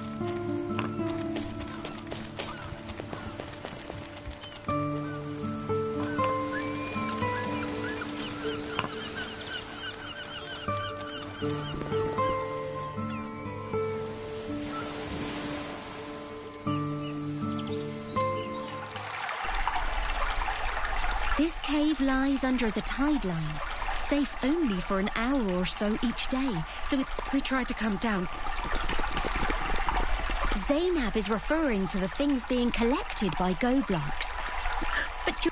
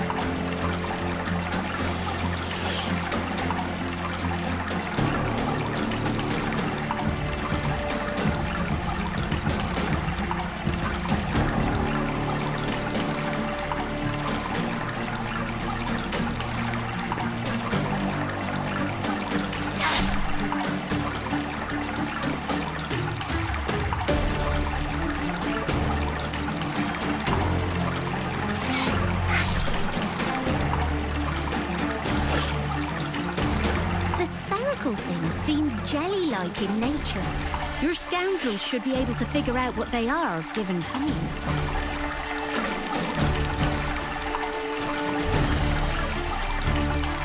Up close, the objects are translucent. They only look like eyes from a distance. Your scoundrel wants to get a good look at what's inside. Keep examining them.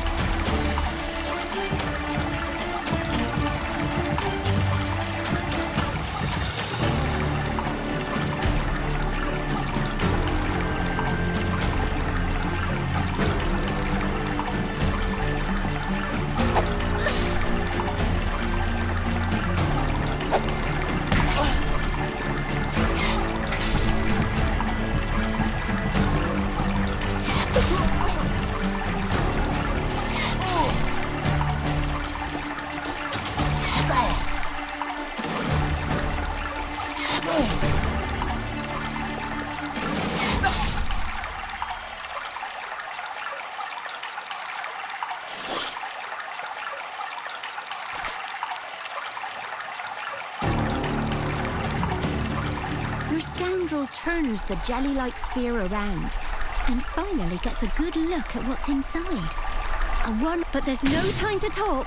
These things are eggs, and they are... The Goblarks who were collecting the eggs noticed the hatchlings, and with only a glance between... But the armed Goblarks... These things could destroy...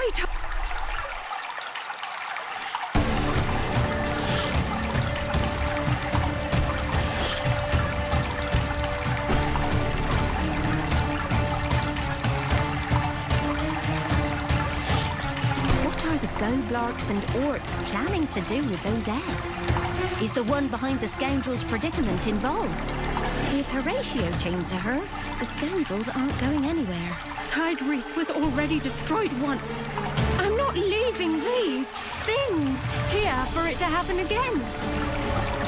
It's going to take more before she turns her back on these spawnlings. Even if the orcs are planning something worse, we still can't leave these things here.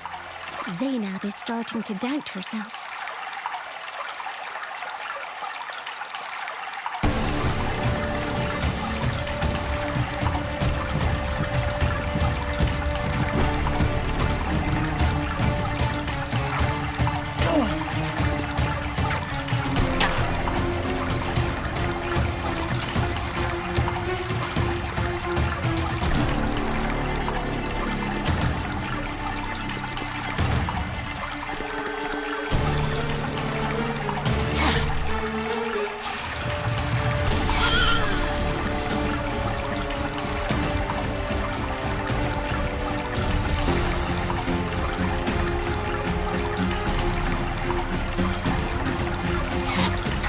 tide is rising quickly.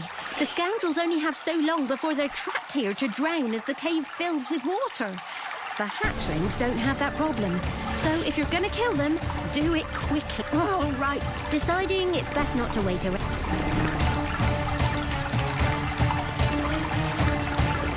Congratulations. The scoundrels just went down in history as the first people in a century to be killed by kraken spawn hatchlings. Or they would, if anyone was here to see it. Them? The scoundrels will never forget what the orcs the first ones to destroy since they rescued late Governor.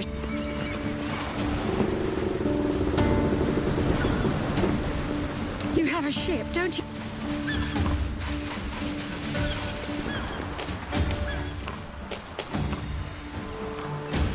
You know what those things in the...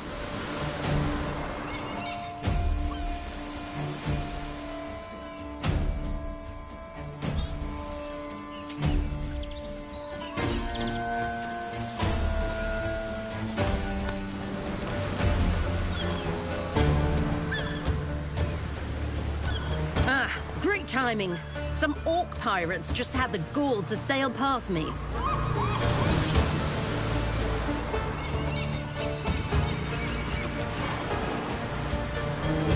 Ah, exactly what I was hoping you'd say. Lose the topsails.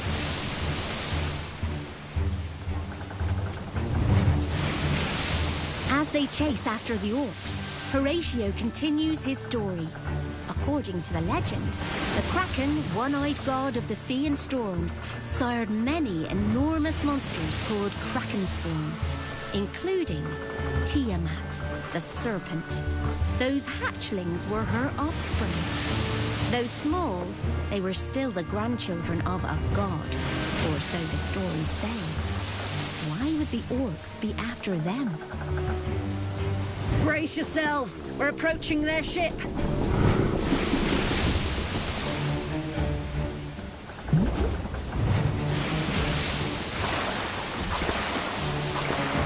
Never thought I'd come to the legendary Fell Sea.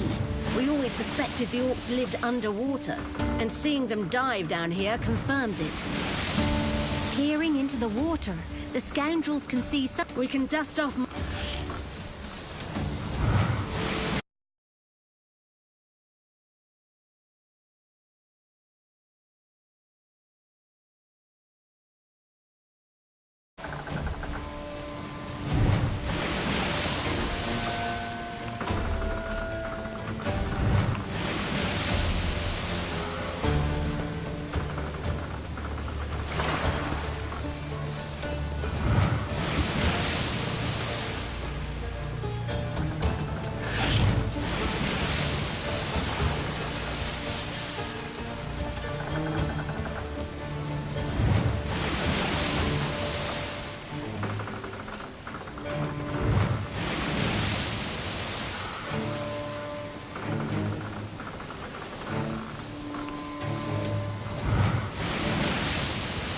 Horatio is the last to don his helmet.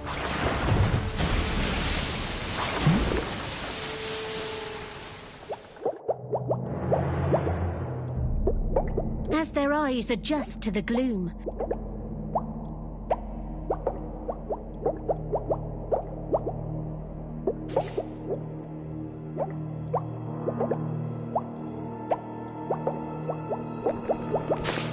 why did the orcs need tea?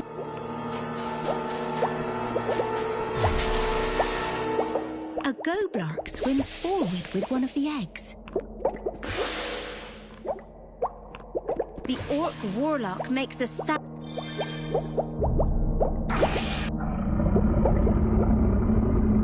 There's a flicker of life. You have to stop the goblarks from delivering.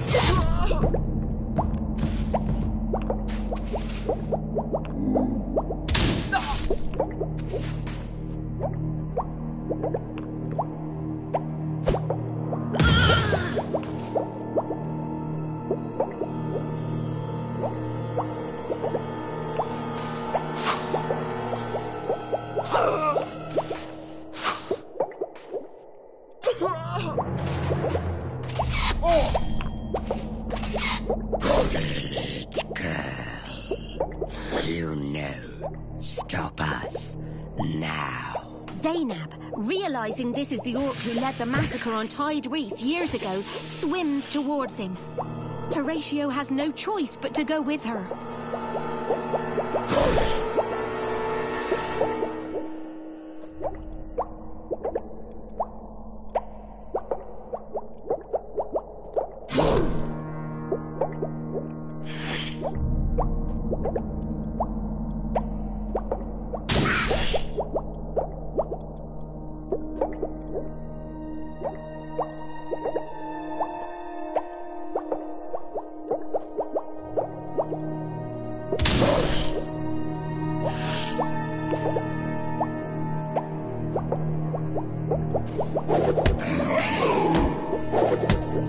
Not last.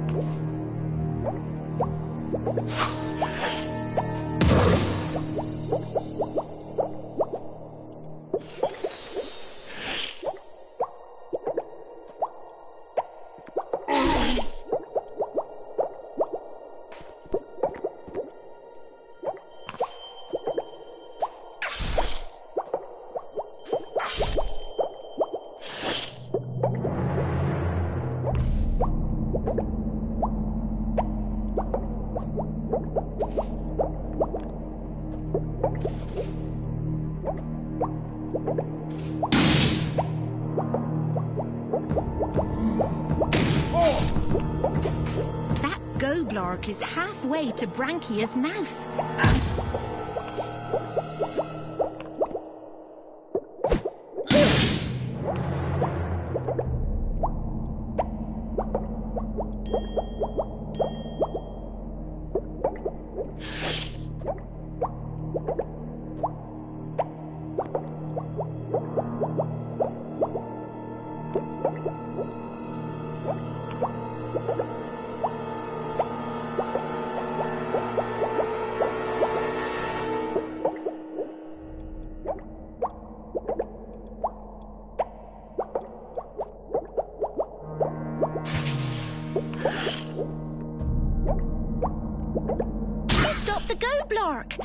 However, another goblark emerges from the gloom carrying an egg.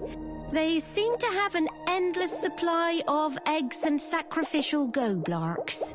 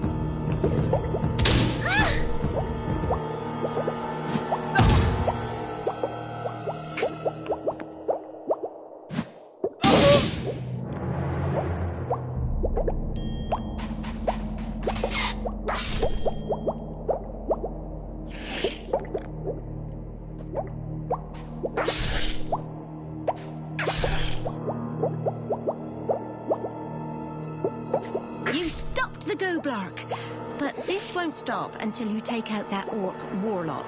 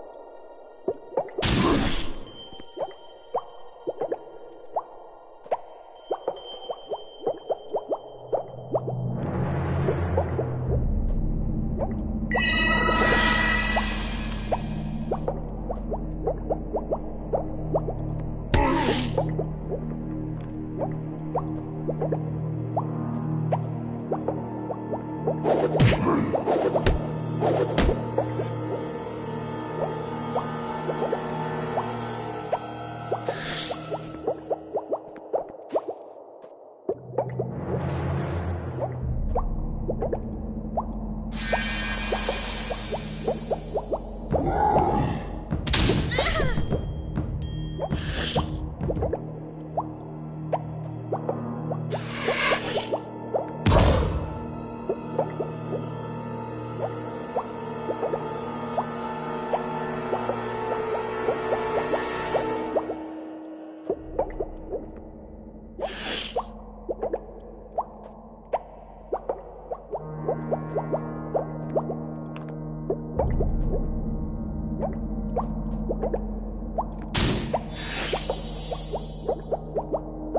last of your enemies fall, and not a...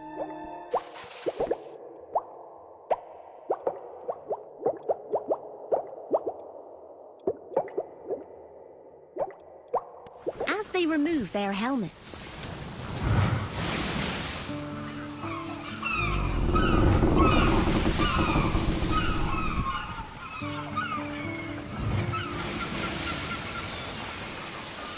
back on Tide Reef, Zainab disembarks. Then,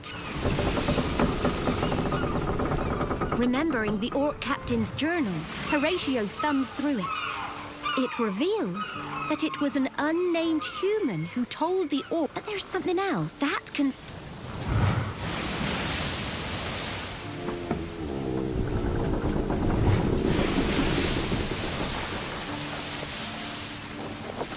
Yet another atrocity of all that.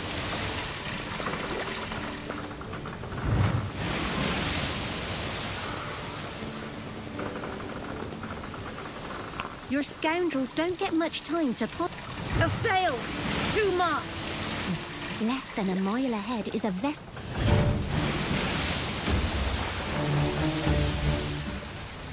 It is, isn't it?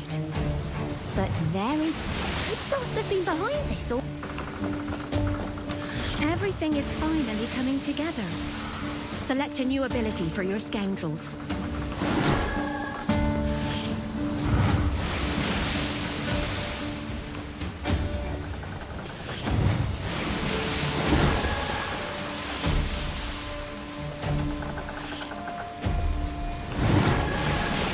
Only one...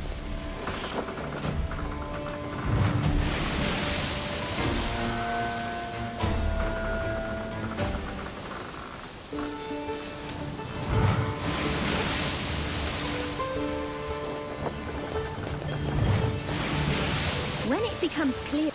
This is where we met. 7... After a moment of awkwardness, the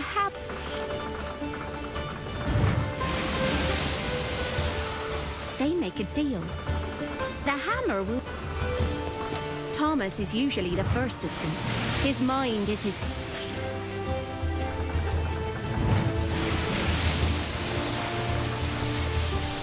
Thomas tells Horatio he reminds him of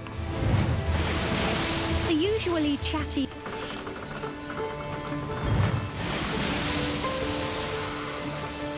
The hammer and Horatio... Good. I'm glad we're... The scan...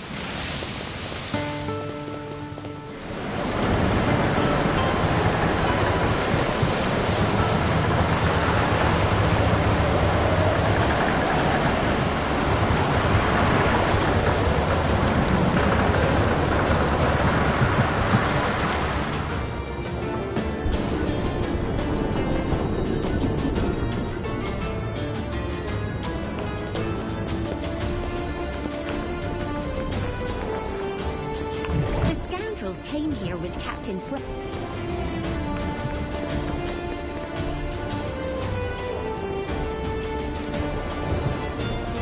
Temple of the Kraken and the non-proverbial Eye of the Storm.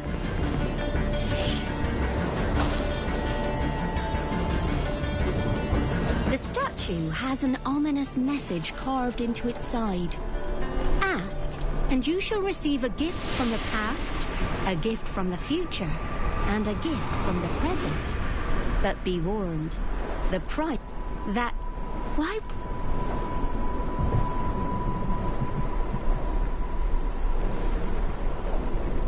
The other statues look exactly the same as the first. They even have the same message carved onto it.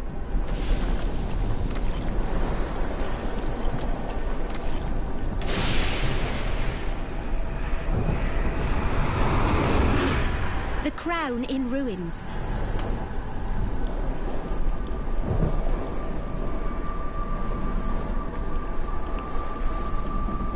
The first vision...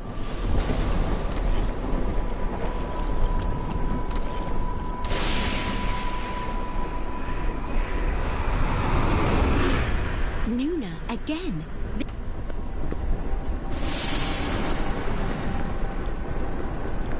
It's Captain Frost herself.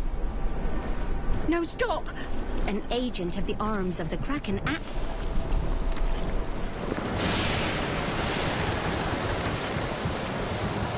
The endless storm is now so powerful, even the temple interior is affected. The shadows around the temple coalesce. This wasn't half. You'll need to take out your enemies and weaken the storm if you want to leave.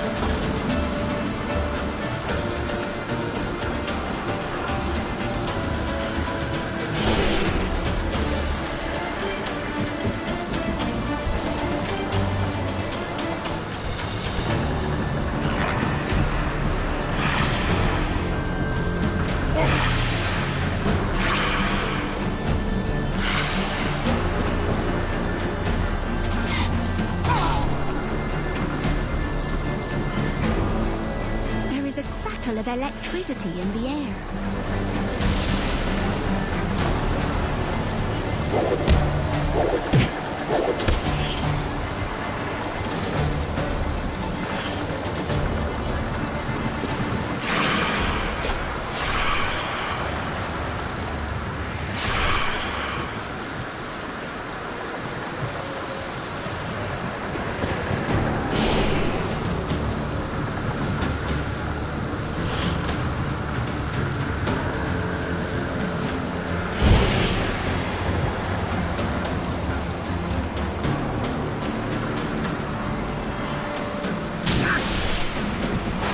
The storm is summoning the arms of the Kraken.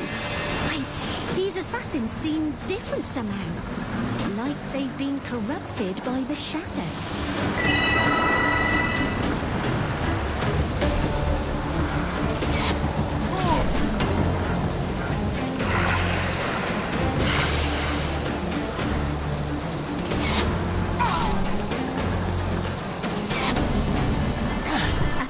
Of wind sweeps across the temple. Watch out!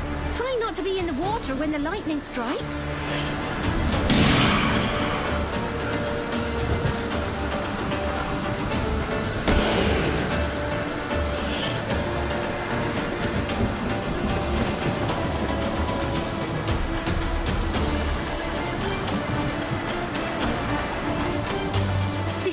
Appears to be powering the Eye of the Storm. Perhaps if you can move the statue... Oh, statue won't budge. Not even an inch. They'll need to try again. Perhaps from a different angle?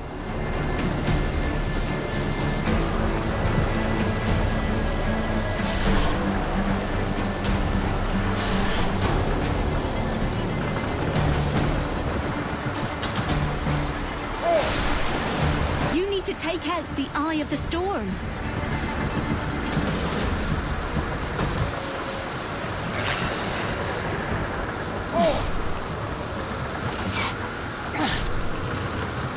There is a crackle of electricity in the air.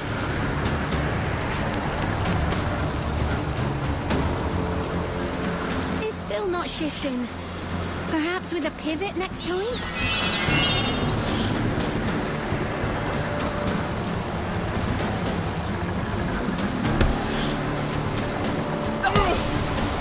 You need to take out the eye of the storm.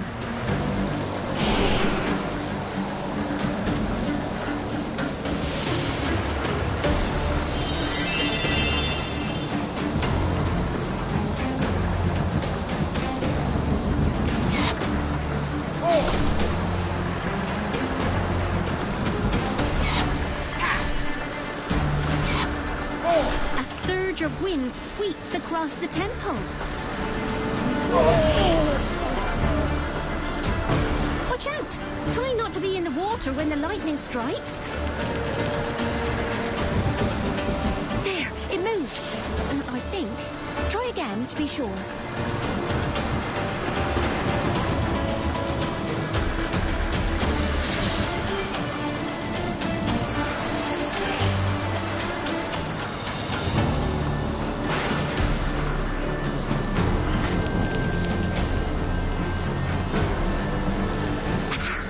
Definitely moved. Keep going.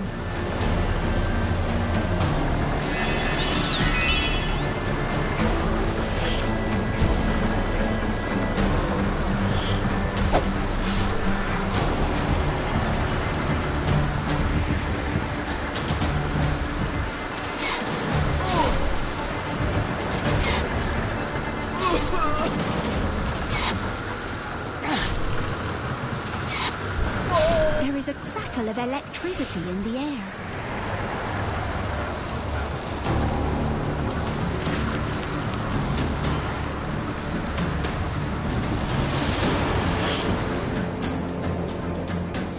You did it! The endless storm is weakening. Only one thing left to do before you can leave.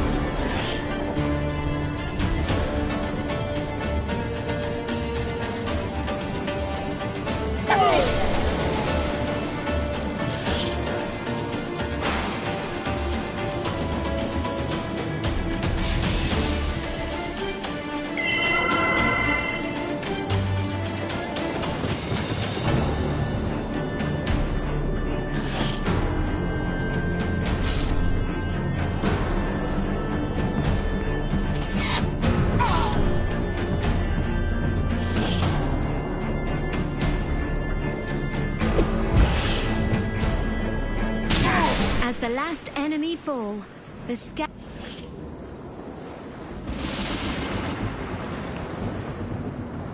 This map will guide you through the Well, this is it. The scoundrels know everything now.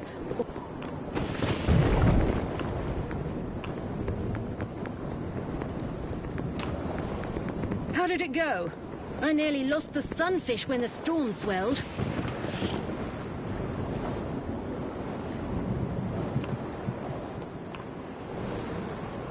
I know where that is. Everyone, hang on to something.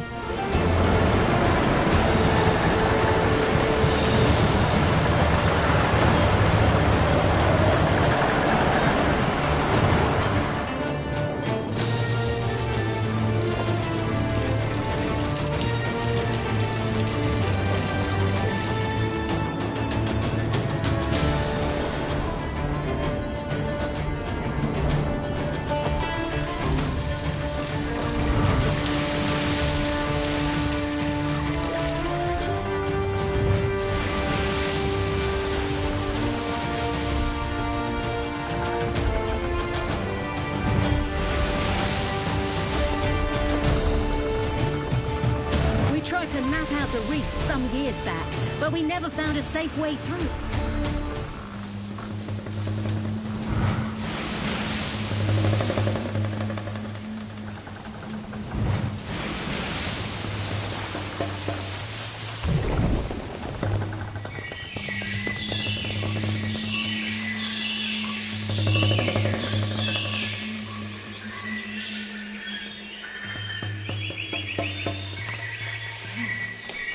Amidst the ruins of a temple is an unnatural phenomenon. A rift in...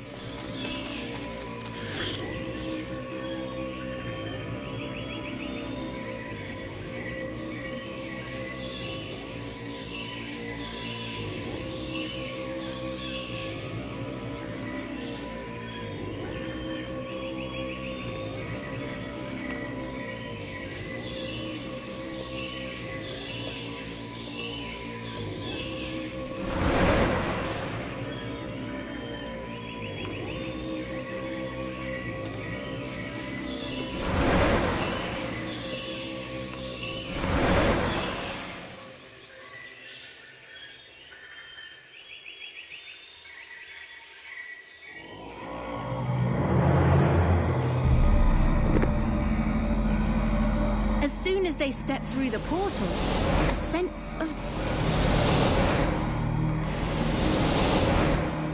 Welcome to the realm outside, children. Home to the thing outside. That's Nuna. Something tells you the... Patience. Soon everyone will know true peace. Because everyone will cease to... Wait! How did the scoundrels get separated? This is bad. You need to find another way to stop whatever this is. Something's going on with the arms of the Kraken assassin. It's protected by a barrier so you can't hurt them. But you can speak to them. The assassin doesn't say anything.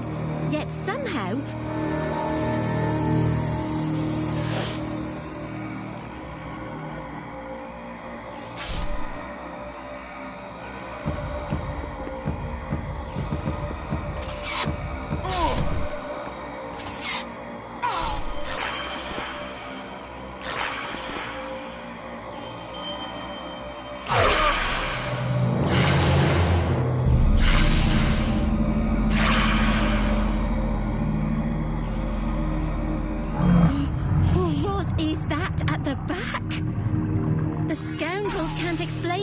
But somehow they know it's bad news. Catastrophically bad news.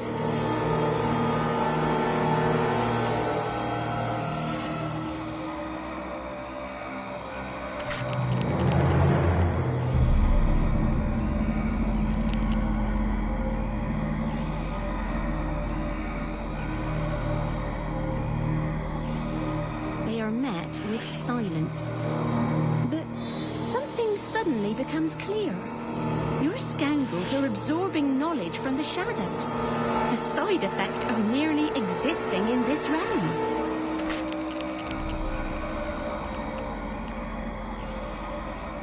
More silence.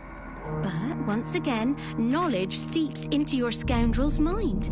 In order to rip open a portal between realms, the power of 2 gods are needed. The assassin looks in your scoundrel's eye as if to say, I will help you if you can convince the others.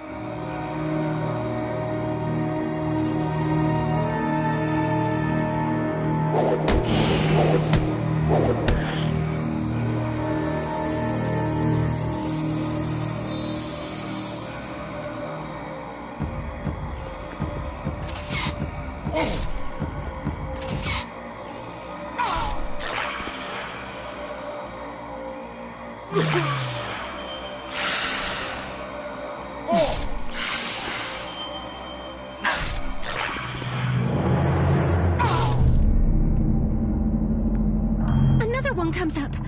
The supernatural sense of dread grows stronger. The scoundrels instinctively know they must not let it reach the portal.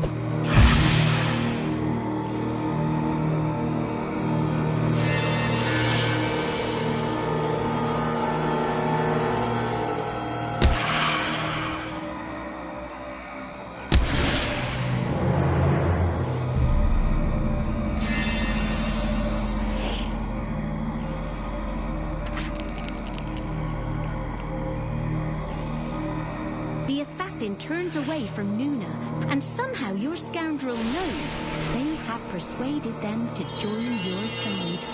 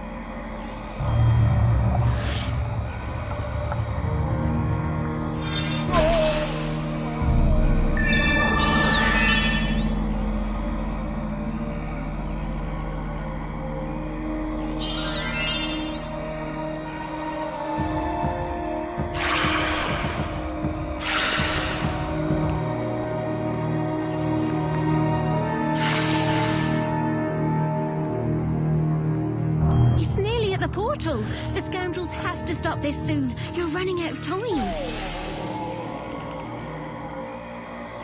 The thing outside is one god. The Kraken is the other. That's how Nuna opened this rift in space and time. Those things at the back, those are the fingers of the thing outside. They absolutely must not reach the portal. The assassin nods, as if acknowledging that they're being used by Nuna, and will now turn against her.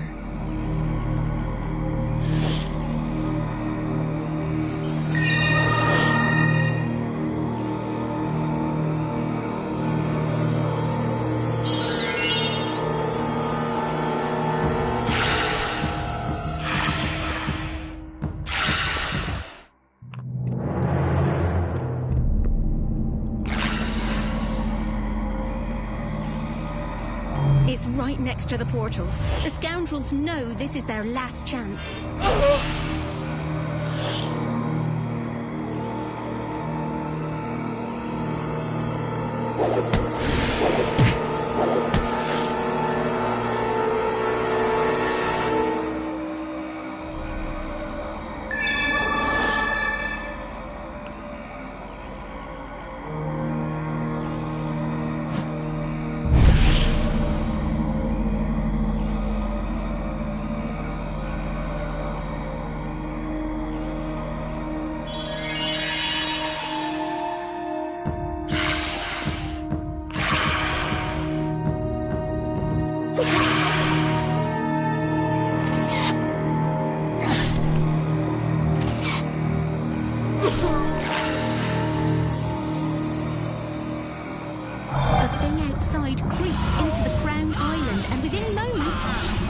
It's all over.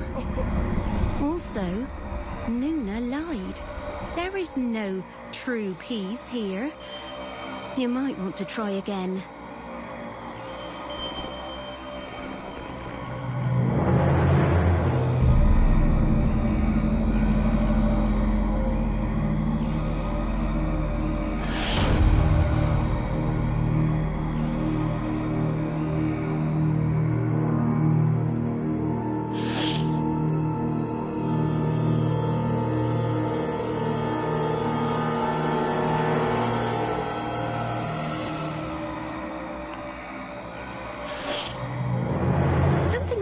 With the arms of the Kraken assassin.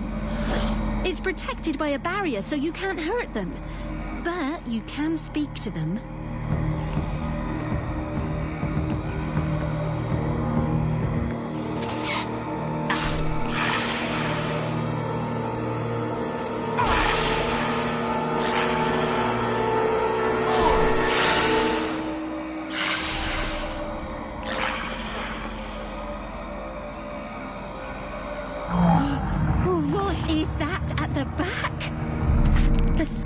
Can't explain it, but somehow they know it's bad news. Catastrophically bad news. The assassin doesn't say anything, yet somehow your scoundrel knows that these assassins are a conduit to the Kraken, the storm god. How did your scoundrel know that? They are met with silence. But something suddenly becomes clear. Your scoundrels are absorbing knowledge from the shadows. A side effect of merely existing in this realm.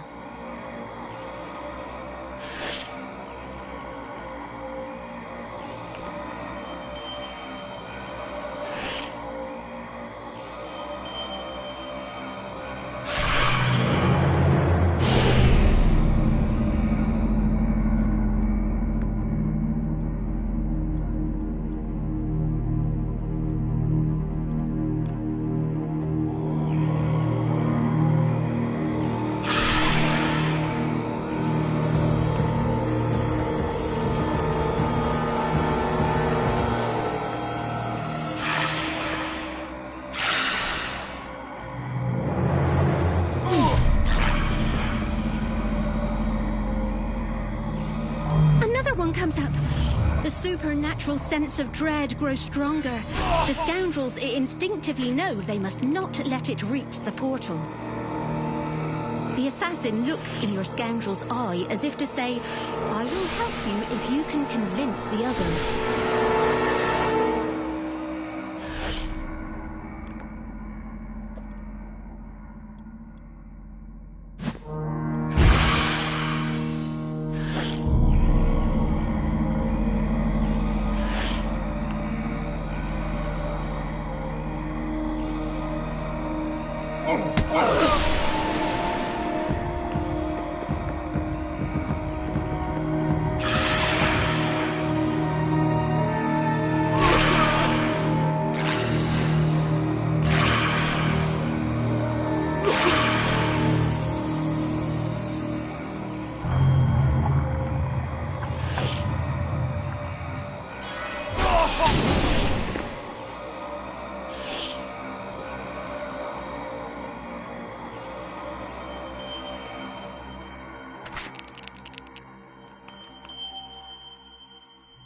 More silence.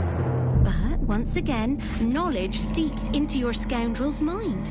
In order to rip open a portal between realms, the power of 2 gods are needed. The assassin turns away from Numa, and somehow your scoundrel knows they have persuaded them to join your side.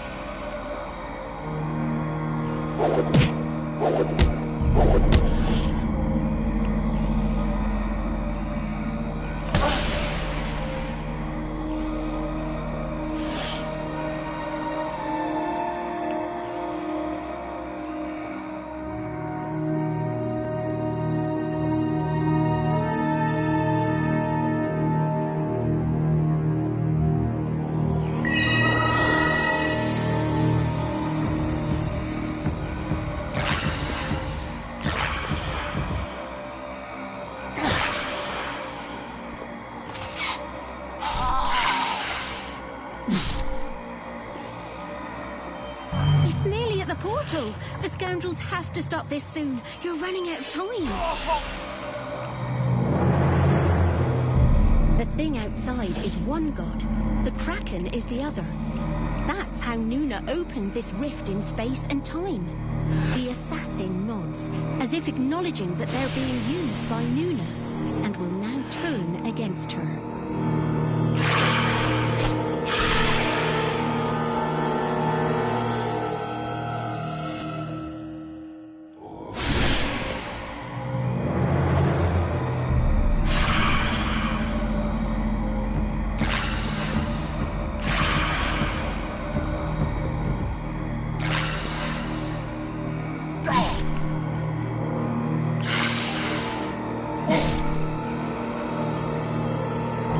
Right next to the portal.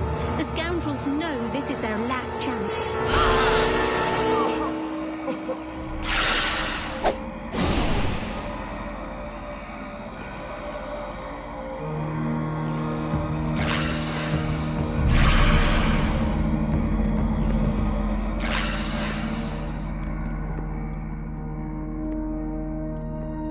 The thing outside creeps into the Crown Island, and within moments, it's all over. Also, Nuna lied. There is no true peace here. You might want to try again.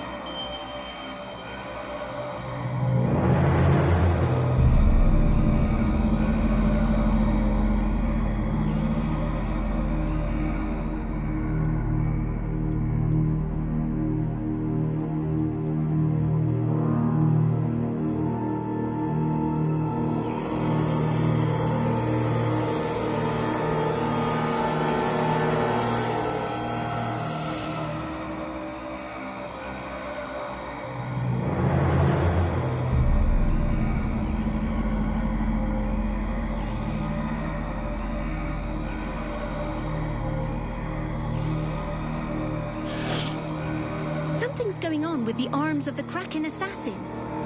It's protected by a barrier, so you can't hurt them. But you can speak to them.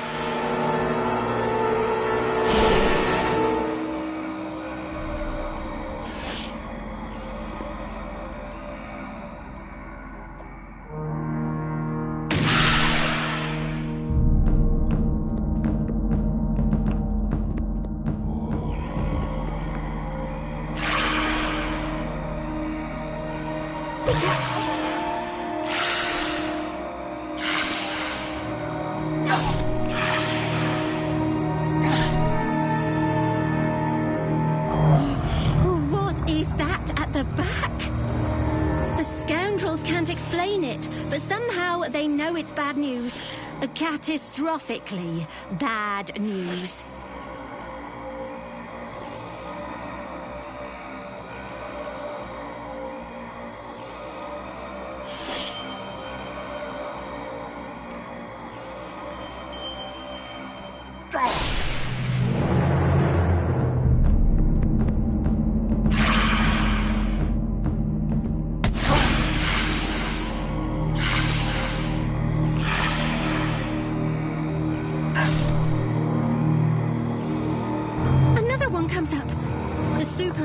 Sense of dread grows stronger. The scoundrels instinctively know they must not let it reach the portal. The assassin doesn't say anything.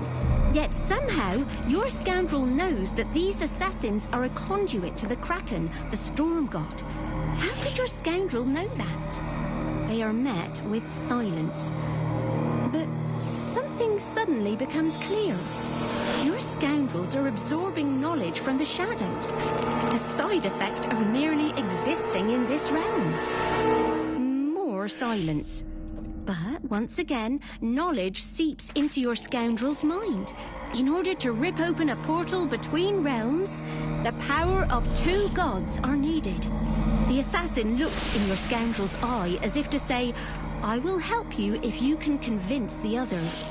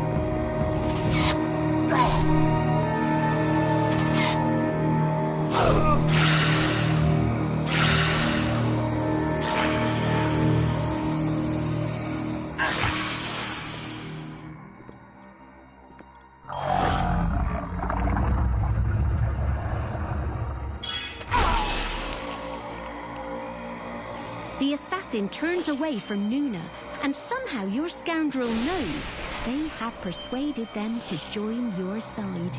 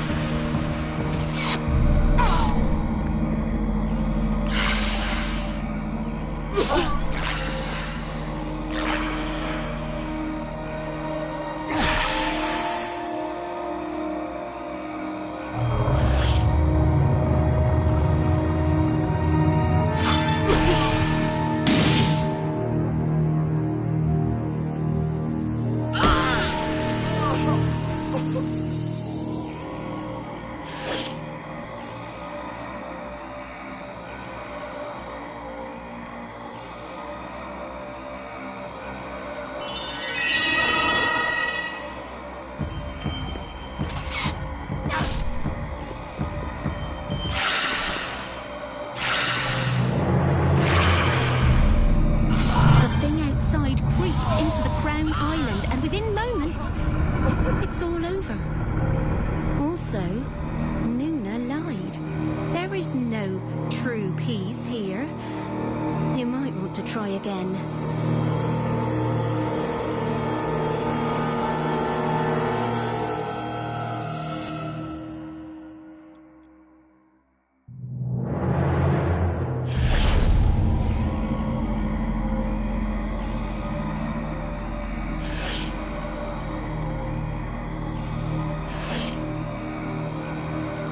Something's going on with the arms of the Kraken assassin. It's protected by a barrier, so you can't hurt them. But you can speak to them.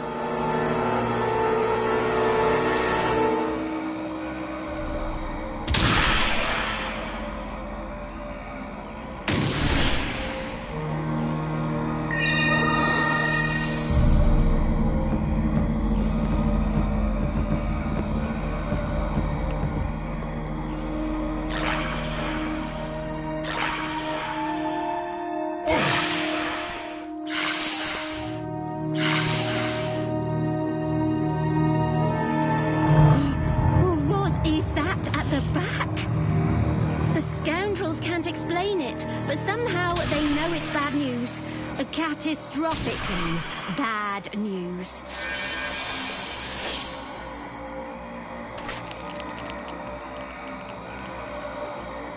The assassin doesn't say anything.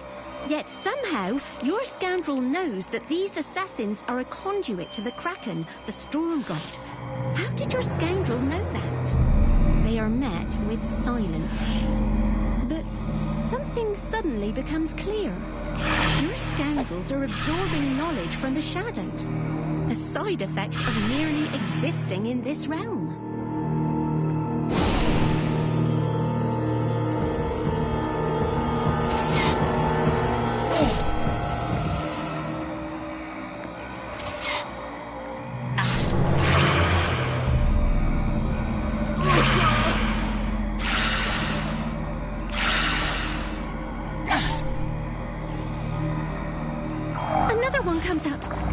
Supernatural sense of dread grows stronger. The scoundrels instinctively know they must not let it reach the portal.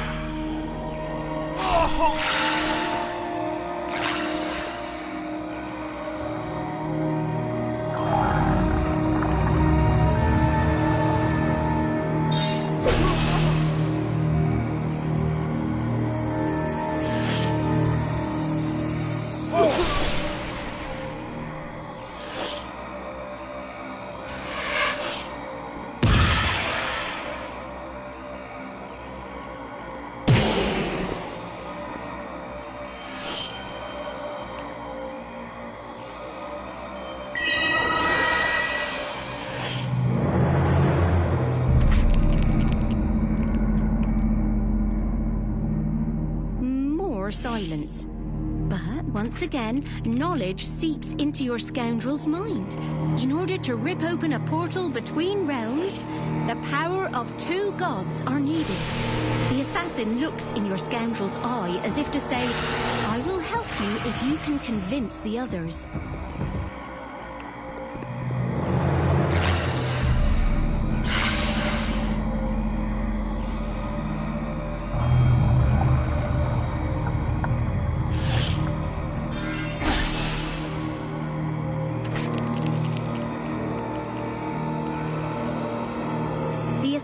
Turns away from Nuna, and somehow your scoundrel knows they have persuaded them to join your side.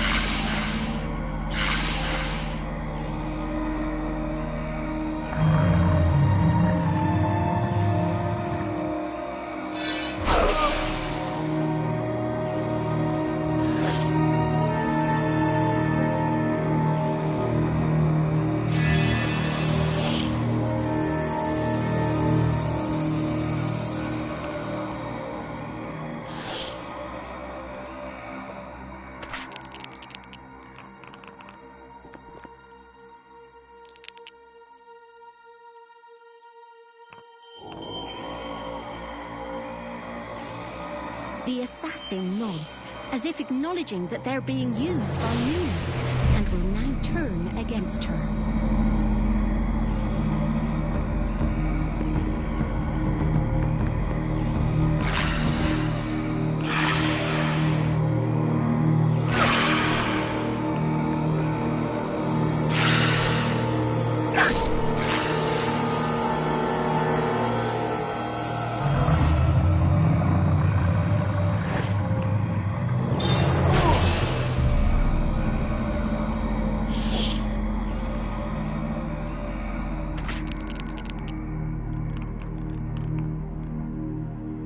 The thing outside is one god.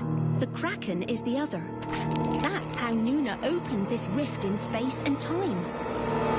Now that the others have agreed to rebel, this assassin decides to do the same.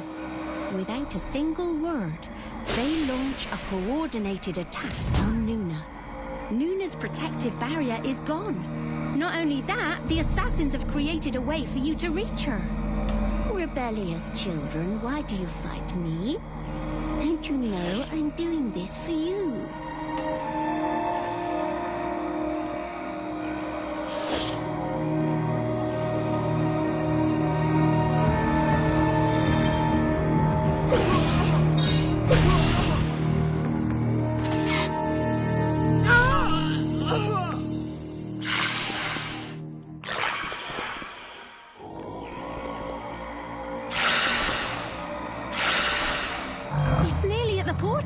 The scoundrels have to stop this soon. You're running out of time.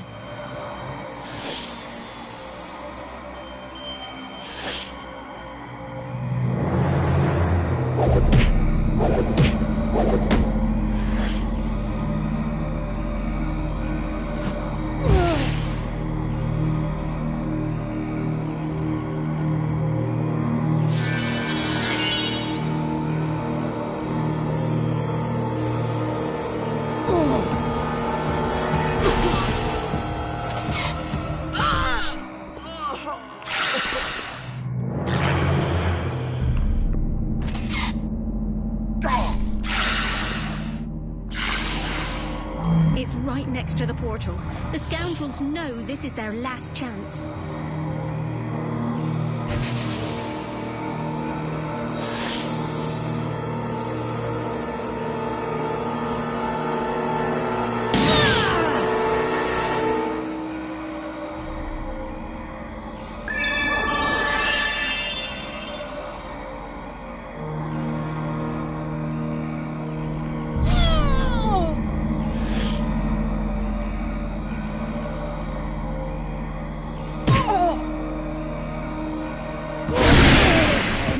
On her last breath. The moment her heart stops, the portal will close, trapping the scoundrels forever.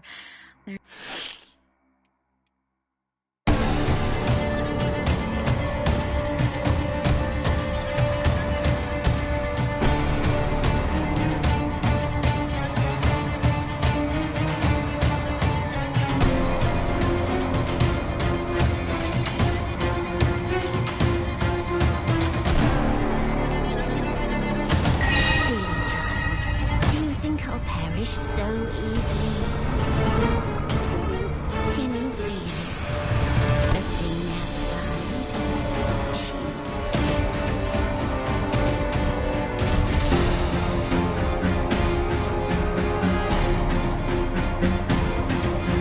The realm outside terrifies Horatio, and he wants to run. But he can't do that this time. He's the only...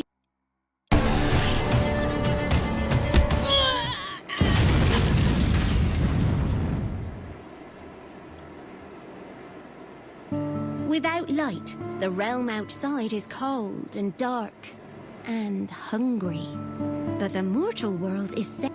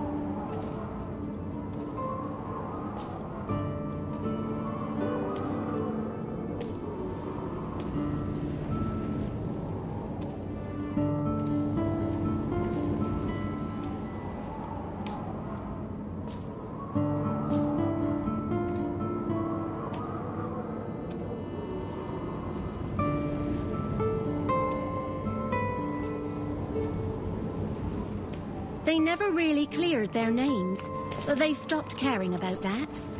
It's no big loss. It never felt right when they were lauded as heroes. True, they might...